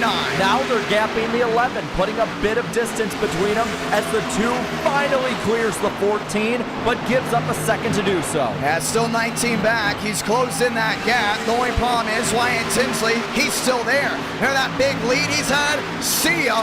Movick still holding in front of Scott. He is fighting, clawing his way through, but there's still a lot of laps left in this race. Under 50 to go, but also at the same time, the 11 is still there. And now the 2 is not making up any time on all 3 of them. Cadell stuck about a second back, and Thurston falling away from all of them. On the move, how about this one? The 20. Mosteller in the 9. Armstrong in the 20 machine, as previously mentioned. Now down to a 3-7. What is the Hail Mary shot here for them because they're on the way?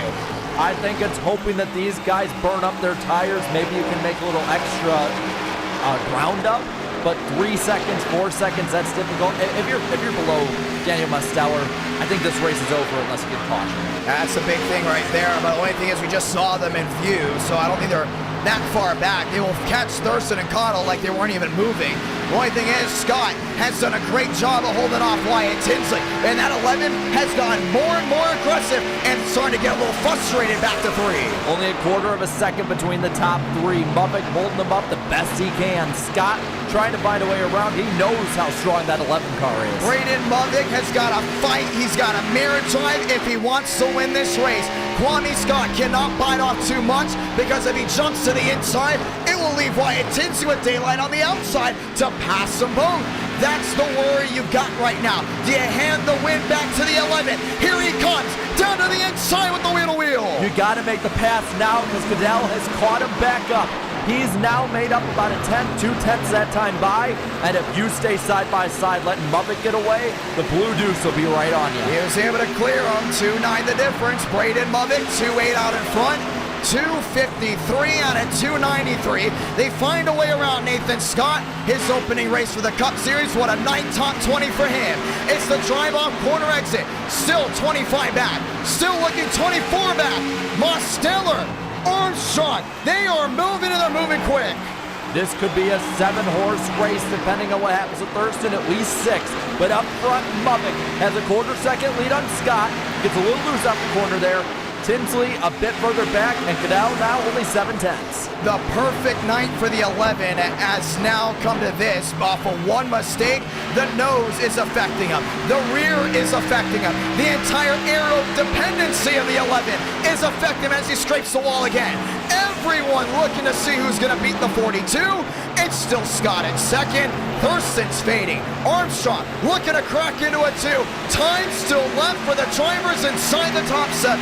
Yeah, we still have a good 38 laps to go. Muppet is all mirror driving right now. Scott right on him, Tinsley right on him. A bit of an oddity for the 3 as he hasn't been in front of the 11 all night. That's been a big run nonetheless, but we're starting to watch that Scott machine really closing the gap a little bit more. Patience, indeed. Tinsley, he's run out of them. He's down to the inside with the wheel-to-wheel. Can Scott get the drive off? He very much will. Maybe. Now crosses the bow and is able to clear him. He's got it now. I'm surprised Cadell has not made the move yet. He just cannot keep up with them, but they're all evenly spaced on the top 4. Armstrong now under 3 seconds back. They're trying everything to go ahead and hold on. Muppet right near the wall, using every inch of the racetrack, and that was going to be a big, big scenario if he happened to slam it. It's Scott still in second. This 42. Let's set the tone if you're just joining in. We say welcome. What happened on the last restart? Caught speeding on pit road, had to go well outside the top 20, now is in the lead. It's been the drive to survive for the 42, and right now time's fading, looking for victory lane. Well, from survive to thrive, he's leading with only under 40 or so to go. But now, down the backstretch, the 3 is hunting behind him. Looking for an edge, looking for an opportunity, down through 3 and 4. Mosteller 7th. Armstrong 8, now down into a 2-6. He's there, they're coming, they're looking, they're gonna be in this slot with maybe 15 laps to go. But what are they doing to their tires? Are they saving them or are they burning them up while the top 3 or 4 are saving theirs? Unbelievable night for racing. But the only thing is, Thurston has stopped the bleeding. Maybe not. Now down to 2 seconds. Cottle back up to 4th. No one wants to come to pit road. It's a tire lottery. You wear it out, you're done, you lose, you pack the bags, you worry about Nashville. But right now, coming down from Darlington, it's either you save or you finish second. Now only half a second in the back between 5th place Thurston and 6th place Armstrong. Up front, only 3/4 tenths now between the top 3. Cadell trying to keep up, still barely under a second. Top 7 with a shot. Mosteller 3, 19 back. Scott 2-5 back. Still looking for an edge. We're down to lap 260 of 293 this time by. Less than 40 to go. Closing in on 30 to go. When do you get roaring if you're Braden Muppet? Do you start seeing some daylight? At this point, you just got to wait and see who's going to be the one to make the first move. Are they saving tires? Can they keep up? That's what you got to learn. But Tinsley is starting to fade. 7 tenths back the lead, falling back to the Blue Deuce. And now Thurston is still only around 2 seconds back, Armstrong with him. Yeah, he's got something working his way, but nonetheless, you see Thurston back there in 5th is starting to go ahead and worry about maybe losing that top 5 spot because Joseph Armstrong is there, very much there indeed. He needs to find a way around the 14 right away because the more he plays around with him, the more time he's going to go ahead and lose. You're Mosteller, you're hoping and worrying what's going on. Wyatt Tinsley's losing time. As that damage finally caught up with the FedEx Toyota, because now we know that the 2 car has. He tries a higher line through the corner, and it's not making any hay. He's over a second back now, falling side by side with the 2. Cottle down to the inside, he's able to hold that wheel. Now he's going to bring the battle to the 11. Oh, he's sideways. What a save. Back through 3. Let me say that again. Back through 1 and 2. Wow. That is the second save of the night. Did something happen to Tinsley? I don't know if he blinked out or what, but we're going to keep an eye on it. It says he's back in 7th, back in 8th. We're going to continue to watch on for what's going on up front. Scott, Cottle, Thurston, and Armstrong. That's your top 5. Now, back to the line. Mother and Scott, top 2. And now when you look at 3rd, it's a battle among 3. Cottle and Thurston and Armstrong up in the top 5. Yeah, he's still looking for an opportunity. Joseph Armstrong back up to 5th. I don't know if he caught an alt F4. We know viewers hate when drivers possibly do that, but if Wyatt Tinsley alt F4'd, that's going to be reputation dropping down as time continues to fade. But now we look and there's even more movement in the top 10, as in the top 5 that is, as now Armstrong made contact with Thurston, but they're still side by side for 4th. Looking for an opportunity with the wheel-to-wheel. Armstrong down to the inside, and that's going to be Thurston running wide. 2 find the difference, the top 2 coming down off corner exit. And it's still keeping steady now, as in 3rd, Cadell, he is almost 2 seconds back. It might be all she wrote for him, depending on how this run goes. But Armstrong, he's the one trying to make the charge. Yeah, it's going to come down between the top 2 here. I don't think Cottle's got a shot. Joe's got to find a way now around the deuce. He's definitely got the fresher tires out of the top 2. You know, James Thurston's got a big shot as well at still winning this race, but we continue to watch. We continue to hear what's going on back to the line and down the backstretch. Muddick, Scott down within a 17. They worked their way back through 3. Now less than 2/10 still between the top 2. Scott taking a bit of a lower line underneath Mubbick. Mubbick, though, gets the run off a bit. Only 17. That's about the difference. They keep it even. 16. Scott slowly trying to reel him in, but every time he does, he gives up another 10. Things continue to change. And our night in America feeling victories all year long.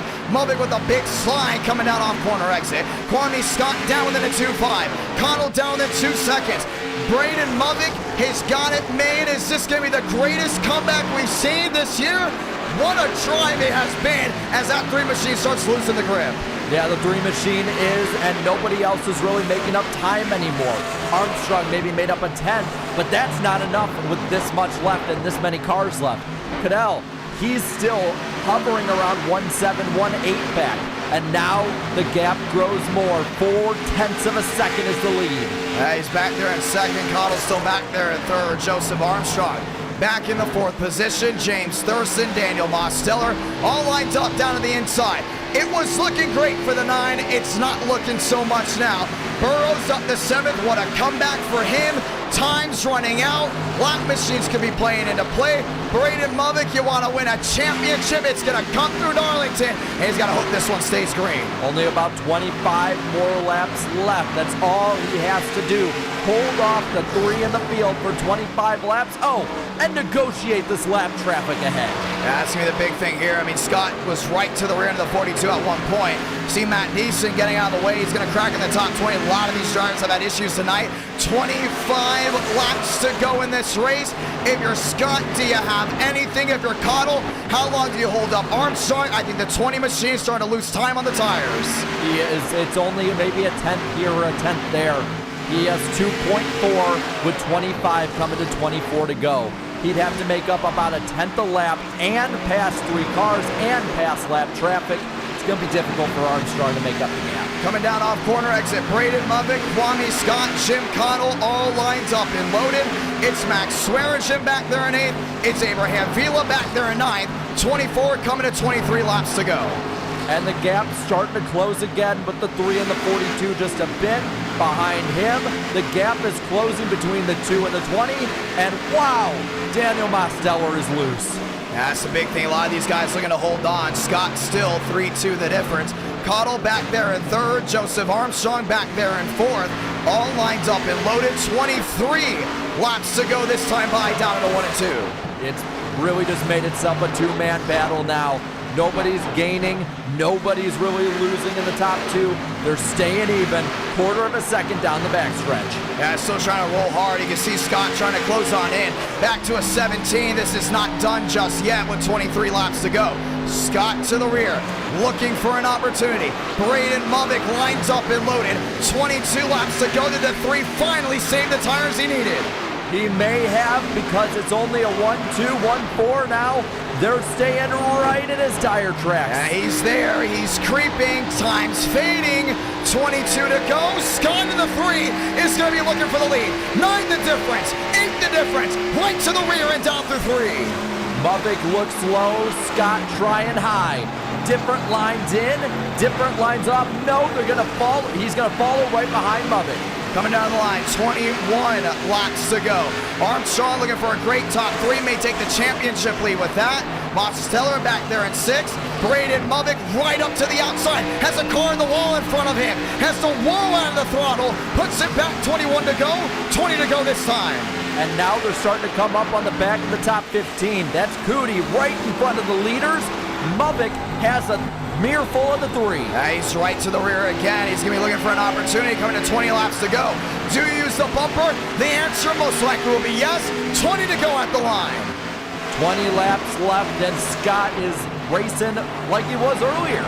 Right up, right behind the leader. All night he's been behind the leader. Now he needs to pounce. Since about lap 40, he hasn't been outside that top 10. He hasn't been outside the top 5, should we say. And that's exactly what's been the big change of the night. Cottle back in 3rd. What a night for him. Armstrong, Thurston, Mosteller, and Burrows, Swearigan. They have had it made. Andrew Cootie in front of the 42. 19 laps to go at the line. The 42 has to get past the 24 as quick as possible. If he gets held up in any way, it opens the door for Scott. Coming down to the back, he's not making up all the ground on him. Will Cootie get out of the way? He does. Yeah, it's still going to go ahead and be this battle. I mean, if you look back to the start of this stream, what did we have up front? It was the 32 versus the 97, a big throwback to 20 years ago. This time 42 and the 3 where the past meets the present. 18 to go, back to the line. And it's still even 1-5 the difference. It looks like Scott is just trying to figure out where he makes that move. He enters lower into the corner, so different entrances, different exits. He might just be trying stuff. That's the big thing, too. How about Cottle? All the way back there now is under fire by Joseph Armstrong. One scrape in the wall way in the back. We do stay green. 19 the difference, 21 the difference. If you're Kwame Scott, you're in the area where you're going to go ahead and have a good shot at winning this race. But right now it comes down to a possible bump and run. Back to the line. 17 to go for Darlington Raceway. And now the gap also for 3rd. There's a battle. 2 battles to finish this race. Cadell trying to hold back Armstrong. Armstrong needs this run to stay in front of Mosteller in points. Meanwhile, up front, only about a quarter second between the top 2. It's 22 the difference. It's Cottle back to a 2-3. He's holding on. He's still got Armstrong right behind him. But Scott starting to lose that grid just a little. If you're within a 3, you can make the bump and run. That's the big thing you got to keep an eye out for. But if you're Mubik, Scott needs to win. He needs to have the best shot possible to go into victory lane because he wants to be here for the fairgrounds. Still wants a shot at the championship. Burrows in 7th. Armstrong in 4th. Cottle back to 3rd. Back to the line. This time by will be 15 to go. Top 2 still under fire. Scott did this before, though. He fell a little further back and then came charging back. Might be cooling off his tires a bit, trying to make another run at Mubik. Still, 3/10 is the difference. The 42 coming to 15 to go. Keeps the lead. That's going to be big. Things continue to change. Jim Cadell, and here at that Cottle, he's right behind. He's got company. Joseph Armstrong creeping on in. Right to the rear. About 3, maybe 2 the difference between the Ford and the Toyota. But right now it's Chevy on Chevy up front, back down into 3 and 4. This far in the run, it is so hard to make the move, so hard to make the pass because of how worn the tires are, how probably worn out the drivers are. But coming to 14 to go, Scott making another run on the lead. Hey, he's down with a 12. He's down with an 11. He's looking for the opportunity down to 1 and 2. Really trying to in deep. Back to the outside. He can get there. He can stay there. He's going to possibly need a nudge for the win. He gains at the entrance and exit, loses a little in the middle, but now under a 10th, just around a 10th. Scott looking high all over the back bumper of Mubik. Hey, he's looking to get that drive off corner exit. He's going to very much get it here with 14 the difference. Looking 13 the difference this time by. Can he hold on? That's the real question.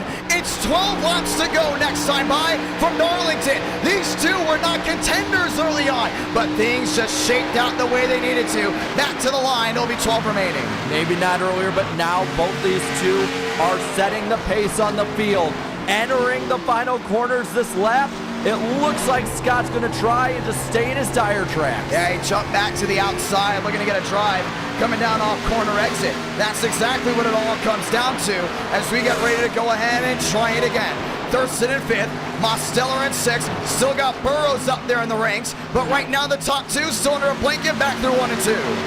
Mubik looking in the back, and all he sees is a black 3 car. And at Darlington, that hasn't been a good sign for the leader. Now into 3 and 4, a little tap into the wall, 2/10 now the gap, surely to be whittled down. 11 to go, this time by 20, 19, looking 18 back to the difference. Mosteller in 6th, Burrows in 7th, Max Swearingen back to 8th, William Schmidt, Frank DeAngelis all under a blanket. Right in front of the 42, you have that 16 of Joe King. He's had a decent day, he's up in the top 15, but he's gonna jump out of the way. Let the front runners race it out, back down to 3 and 4. Just ahead, there's also 3 more lap cars, and in 10 laps, well, they may catch him. Off the corner, Braden Mubik leads, coming to 10 to go.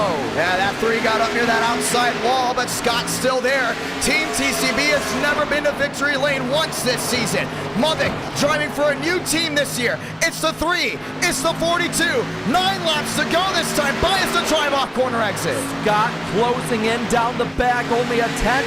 Now he's going to be under a 10th for a moment. Right to his bumper, he takes the high line, bumps the wall a little bit. Mubik down low, gains a 10. And it's going to be like that slip and slide. He'll get the drive off corner exit. 9 to go now from Darlington. Things continue to change. Scott with the drive, Mubik with the brace. Back through 1 and 2. 14 the difference as they drive to the top of the key. 3rd and 4th have not made up any ground. It is man versus man on this one.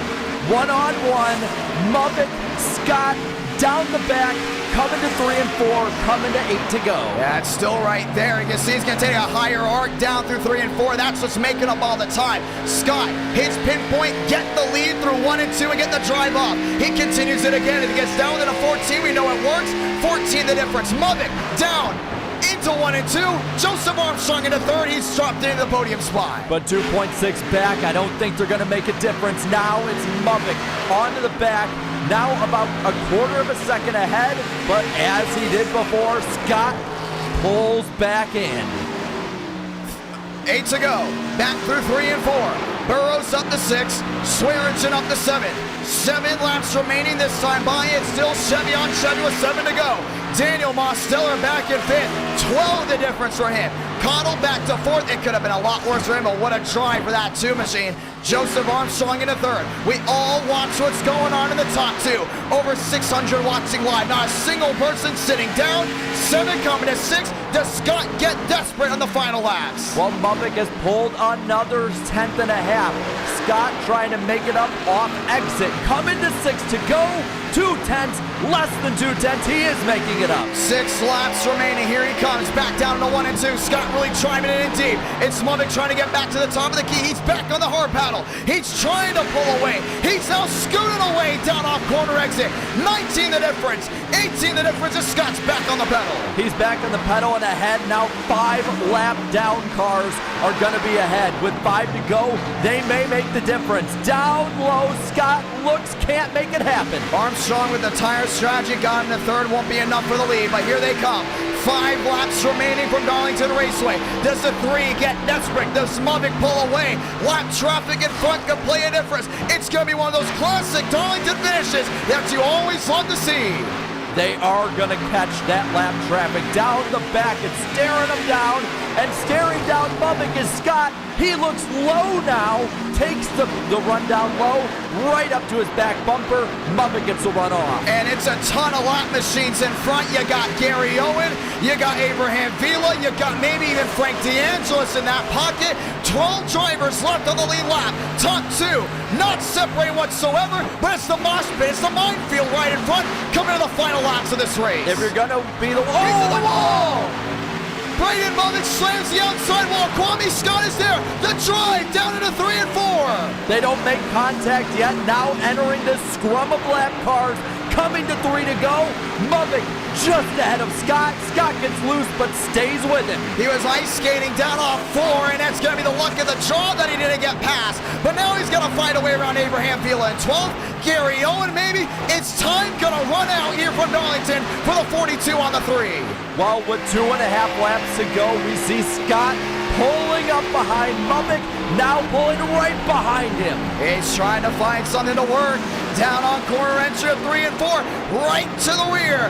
Wanting something to work, trying to find something to work. 2 to go from Darlington Raceway. And Vila is not moving out of the way just yet. Mubik is going to have to earn it to get past him. Scott's going to need a big run here. He's going to need that Superman charge off corner exit to find a way back to the rear end. 2 laps to go and he's fading. 2-7, 2-8, back to a 3. Braden Mubik trying to bring it home. Coming to the white flag. Scott trying to make it all up through 3 and 4. Now, coming up the corner, it's Mubik. Back to the line. Let's see how this goes. Salamanca, 1 to go from South Carolina. Mubik by a 3.5. Scott right behind. Lap machines in front. Final time through 1 and 2. Mubik now has 4/10, going almost half a second. He's pulling away from the 3 into the back. Crabs ahead of him. Gets out of the way, though. That's Frank DeAngelis. That's Gary Owen. Never mind. We stay green. Final time 3 and 4. What's going to make the difference? Scott up into the outside wall, and it's the greatest comeback in NR history. Braden Mubik is going to walk it off from Darlington Raceway. Wow. What a finish. What a race. Woo. Armstrong comes home in 3rd. Looks like Mosteller in 4th, and Burrows your top 5. Mosteller looking to inch to the line. Looks like he has not gotten there yet. Just did. Burrows, Max Swearinger looking to get around as well. A lot of these guys just inching back. What a race. You cannot go ahead and script it any better than that. I know, by the way, it was not scripted. All these drivers own the cars. They race it. This was supposed to be Wyatt Tinson's race. Yeah, it was, but something happened. He spun on pit road, then the handling goes away, something else happens. Mubik, though, was on defense, not with just 1 car behind him, not with 2, but at one point 5 cars on his bumper, and managed to hold him all at bay and managed to get the win by a 1/4 second. We predicted him to take the championship lead at Atlanta. Didn't work out. He comes into Darlington and says, hold it off, because we're going to Chicagoland to compete for what matters the most in our night in America, fueling victories all year long. Braden Mubik, you are ridiculous. What a drive. A mistake turns into a win. And it's the glow-in-the-dark 42 of going to victory lane. Oh, man. That just... Look through the finishing order really quick. We only had 7 cars. 7 drivers finished lead lap. Schmidt got 8th. Andrew Goody, 9th place. Hey, he still got a shot at the championship. He's still got a shot at the championship. And King at the top 10. And, well, there's your there's Frank DeAngelis, your 11th place finisher. Him and Gary Owen got together, and I know that my heart about jumped out of my mouth at that point. I can't imagine being Mubik and Scott there. I think maybe Swearinger got into him. We're going to watch a replay because he usually does that if he's pissed at someone. I know we still have his Daytona 500, still have to change that, but Braden Mubik victorious in race number 3. What a drive. What a finish. And right now, it opens up the floodgates. Mosteller, if I'm not mistaken, may have held on to the lead. Never mind, because different points change from 3rd to 4th. We're going to continue to look at that. But, wow. Braden Mubik gets it done. Let's look to what happened on the final lap. This is all into the high banks. I think it was Frank DeAngelis and Gary Owens. Those were the 2 I think that got together. Right here. Schmidt. Oh, Schmidt. And Gary Owens just is innocent bystander, popped up back on track. Oh, no! We didn't see that.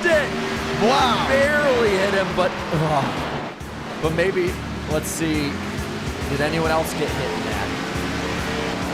Oh, no? I don't think so. I think they all worked their way through. I got a little nervous there with Cootie coming around. And not for lack of effort, of course. Things got interesting, ladies and gentlemen. Braden Mubik victorious. Let's go talk to your winner. It's always a lot of fun to talk to him, and you know, it's last time he won an eTicket event. That was all the way back, if I'm not mistaken, in August of the Florida 500, and he's back on top of the show. Let's go see what he's got to say. Get ready to go talk to your winner. Want to say thank you to everybody that's tuned on in. What did you think of this race? Was it a lot of fun? As we get ready to go ahead and see what everyone's about to talk about. But Braden Mubbick gets it done. The Battle of the 42 holds on. Mubbick gets to John. You got a copy. Hell yeah. Hell yeah, man. What was that? Dude. Holy shit. That was the greatest comeback ever. Ever. This is my worst track on the schedule. And you beat Wyatt Tinsley. Dude. I ran out of gas during my burnout. I had 0.5 laps left of gas. Wow. I was clutching into 1 and 2 for 35 laps. That is unbelievable, man. What a drive. I have never been so nervous in a race, in one of these races before. Walk me through it. You sped on pit road by 1 mile per hour. Wyatt, let me phrase that. Tyler told us your opinion then on how it all really went down from there, because it was wild, in my opinion. It was really wild how you're able to fight your way back through. I don't even know how I did it. Like I told you multiple times, I hate this track. I hate it. I have said multiple times that I suck here compared to like some of like the better guys. But after I sped, I mean, I'd gone from like the back to the top 10 multiple times prior in the race. But I want to point this out. I don't want to cut you off, but while we saw 400 plus watching, I'm going to announce something. Braden Mubbick, welcome to the championship lead. You're up by Moss Stellar on 2 points. Armstrong still back there in third. Frank DeAngelis in fourth. And now you got to hold on, head into Nashville. wow, I did not expect to have the points lead coming after this place, especially after I threw away probably a top 2, maybe a win at Atlanta. But man, after those penalties, I was just following Anthony through the field. He sped at the same time I did. And I just kept following him through the field up until I got to like the top 10. And I was able to get by him, put some cars between us. And then on that final run, green flag pit stops, it really just all came down to, because I knew we could only go about 64 laps on gas, and I pitted with 67 to go. And then I knew everyone that pitted before me, I was going to be able to just get ahead of them. Probably, I'd have to save a full lap less gas than them. But what I did not expect was Wyatt to make his only mistake of the race. And it was almost mirrored to the Southern. I mean, he made a mistake missing pit road, and then it was really a race to see who was fast in the 11. We saw him struggling in the night portion, and everyone else kind of got quicker. But without there being a faster pair, everyone was worried about this race. You had people pit starting. You were not up front at all. But when the night came in, man, you were a firework. It was crazy. The crazy thing is that I did not feel good in the racing in the night at all. I felt way better in the day. I felt like I had way more speed, way more tired, way more of a tire advantage after about 45 laps. But really, yes, nighttime you just it tightens up just a little bit, makes it a little bit more difficult to pass. I just knew if I could get ahead of the guys in front of me that pitted before me on that last green flag stop, because I knew they had to say more than me. If I could just get in front of them and then just park the bus, I would be able to maybe have a shot at doing it. But I can't even believe that I won at this track of all places. I know, and you were complaining about this track too. Well, I'm gonna say complaining, but you were not. You were kind of annoyed over this track. Every time we go here for the past 2 years, I am always the first one to say I hate this place and I suck here, especially these cars. I never do well in these cars here. I don't think I've ever finished a race in this combo, but wow, I don't even know. I don't even know. Well, I'm gonna point this out. Do you want to say anything to anyone back at home? Because I'm gonna be honest, I wrote you off after that mistake. If we went green all the way, and you just battled back. You have to say something to these viewers. They were rooting for you all the way through. All right, I promised Tyler I was gonna say this. Uh-oh. But man, he helped me after he had some issues early in the race. He helped me out a lot. He told me, if something happened or if I thought something had happened early in the race, he'd help me out, tell me what was going on behind me and in front of me. And then, man, I told him with about 50 to go, if I won this race, I was gonna say this: phase up. Interesting. I want to see all the phase ups in the chat right now. Phase up. Hashtag People's Champ. People's Champ. The McVice cars in Victoryland, Darlington, of all places. I can't believe that. Well, hope you guys love that one, because my God, was it nerve-wracking from the car. Holy crap. Mavik, it was a lot of fun to go ahead and watch what you can do, my man. Congratulations on that. Championship favorite, maybe? Do you think you're going to have what it takes at Nashville to hold on? I mean, I consider myself better at Nashville than here, so. Oh, wow. But it's also a little bit more chaotic compared to here, but.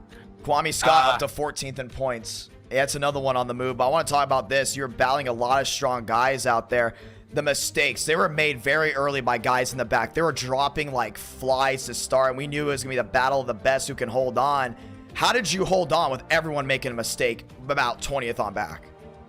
If this was normal NR, I probably would have been wrecked out. Probably like lap 35 or Really? something. Because, yep, I said earlier in the race that I was just going to stay in the back, avoid all the trouble early.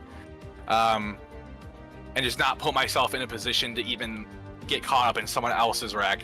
I just made sure that to put myself in the best position to keep my car clean. Besides the speeding, because if you hit the wall, you're done in this car. Because any wall graze, you're immediately about a half second slower a lap. But I made one mistake other than the speeding penalty all night, and that was with about 35, 40 to go. I just grazed the wall in 1 and 2. That was the only time I hit the wall all race. And it didn't even do any damage to my car. So this was, I knew in this race I had to be perfect, and I was probably as close to perfect as I can get in this race. So that was the best of me. So hopefully I can replicate it in the next few races here. It was amazing. Congratulations on the win. What a drive all the way through, Kwame. Scott had a shot as well as winning. We're going to go ahead and swing it over the driver in second, but what a drive. What a night. Congratulations. Hell yeah, face up, boys. Woo! As he has the muffler go ahead and settle it out. Let's go ahead and talk to Kwame Scott, the driver in second. Mr. Scott, oh, what a drive, and the 3 was on your side. Yeah, you know, that was, I wasn't prepared for that long of a race, but, man, that was a good one. Shout out to Braden for, yeah, just with that strategy call.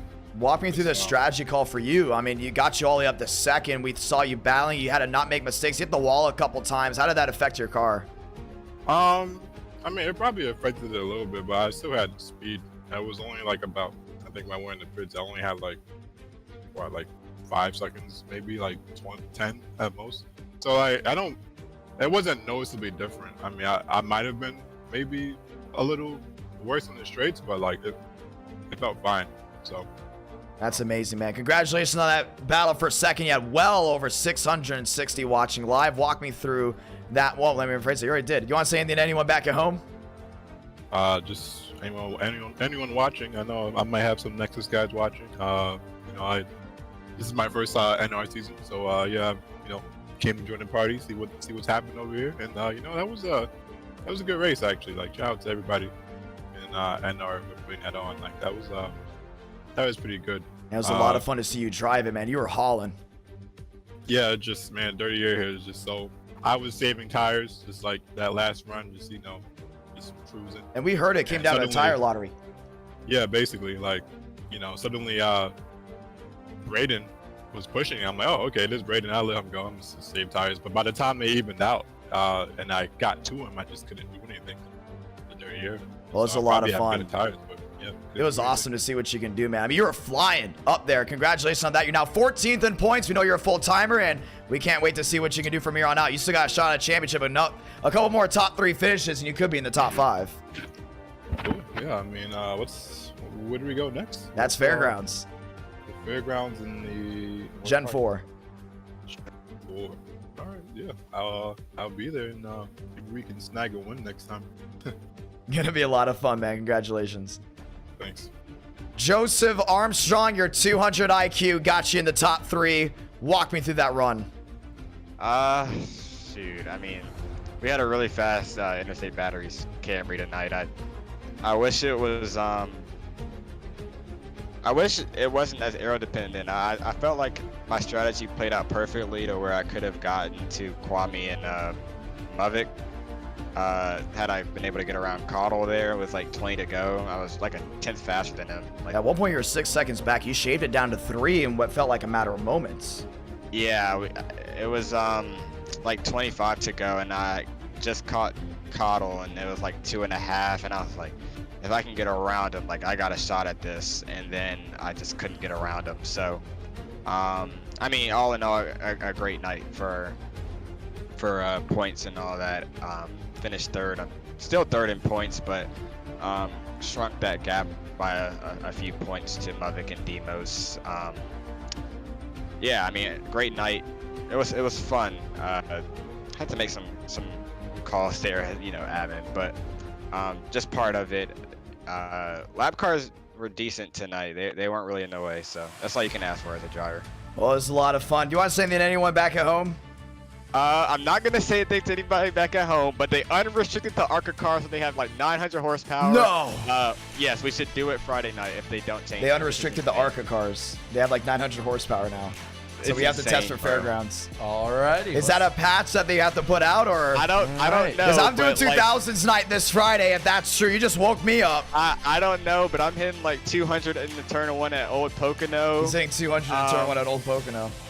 They like the ARCA car before the update like chipped at like 9K. Now you can hit 10,000 RPMs down the straightaway. Oh It's man. insane. I think we have to do Gen 4 night this Friday, and our night, 2000s night may be coming back. Check if it's on the super speedways as well, because we're going to Old Daytona, if that's true. All right. And we're going to all the fast tracks. Thank you for letting me know. You just went, whoa, man, now I'm excited. I'm really excited for Friday now. Congratulations, Joseph Armstrong. All right, thank you. That's awesome. I'm sorry. We kind of have to nerd out here because we love what, oh, we got to go and fix the camera, but Hi. wow. What a race. And it's unbelievable to see how that came down. None of us picked him in our Fast Four, which is really unfortunate, but checkered flag ways. Walk me through that race. Where do I start? Where do I start? First off, I think what we got to talk about is Wyatt Tinsley had that race won until he made that first mistake coming onto pit road. Got the damage. That ultimately cost him his race. So I think that's where you start with, because that's the catalyst to all of this that we saw tonight. It was unbelievable. I mean, I thought it was a great race. We knew early on it was going to be who could beat Wyatt Tinsley. In reality, Wyatt Tinsley just beat himself.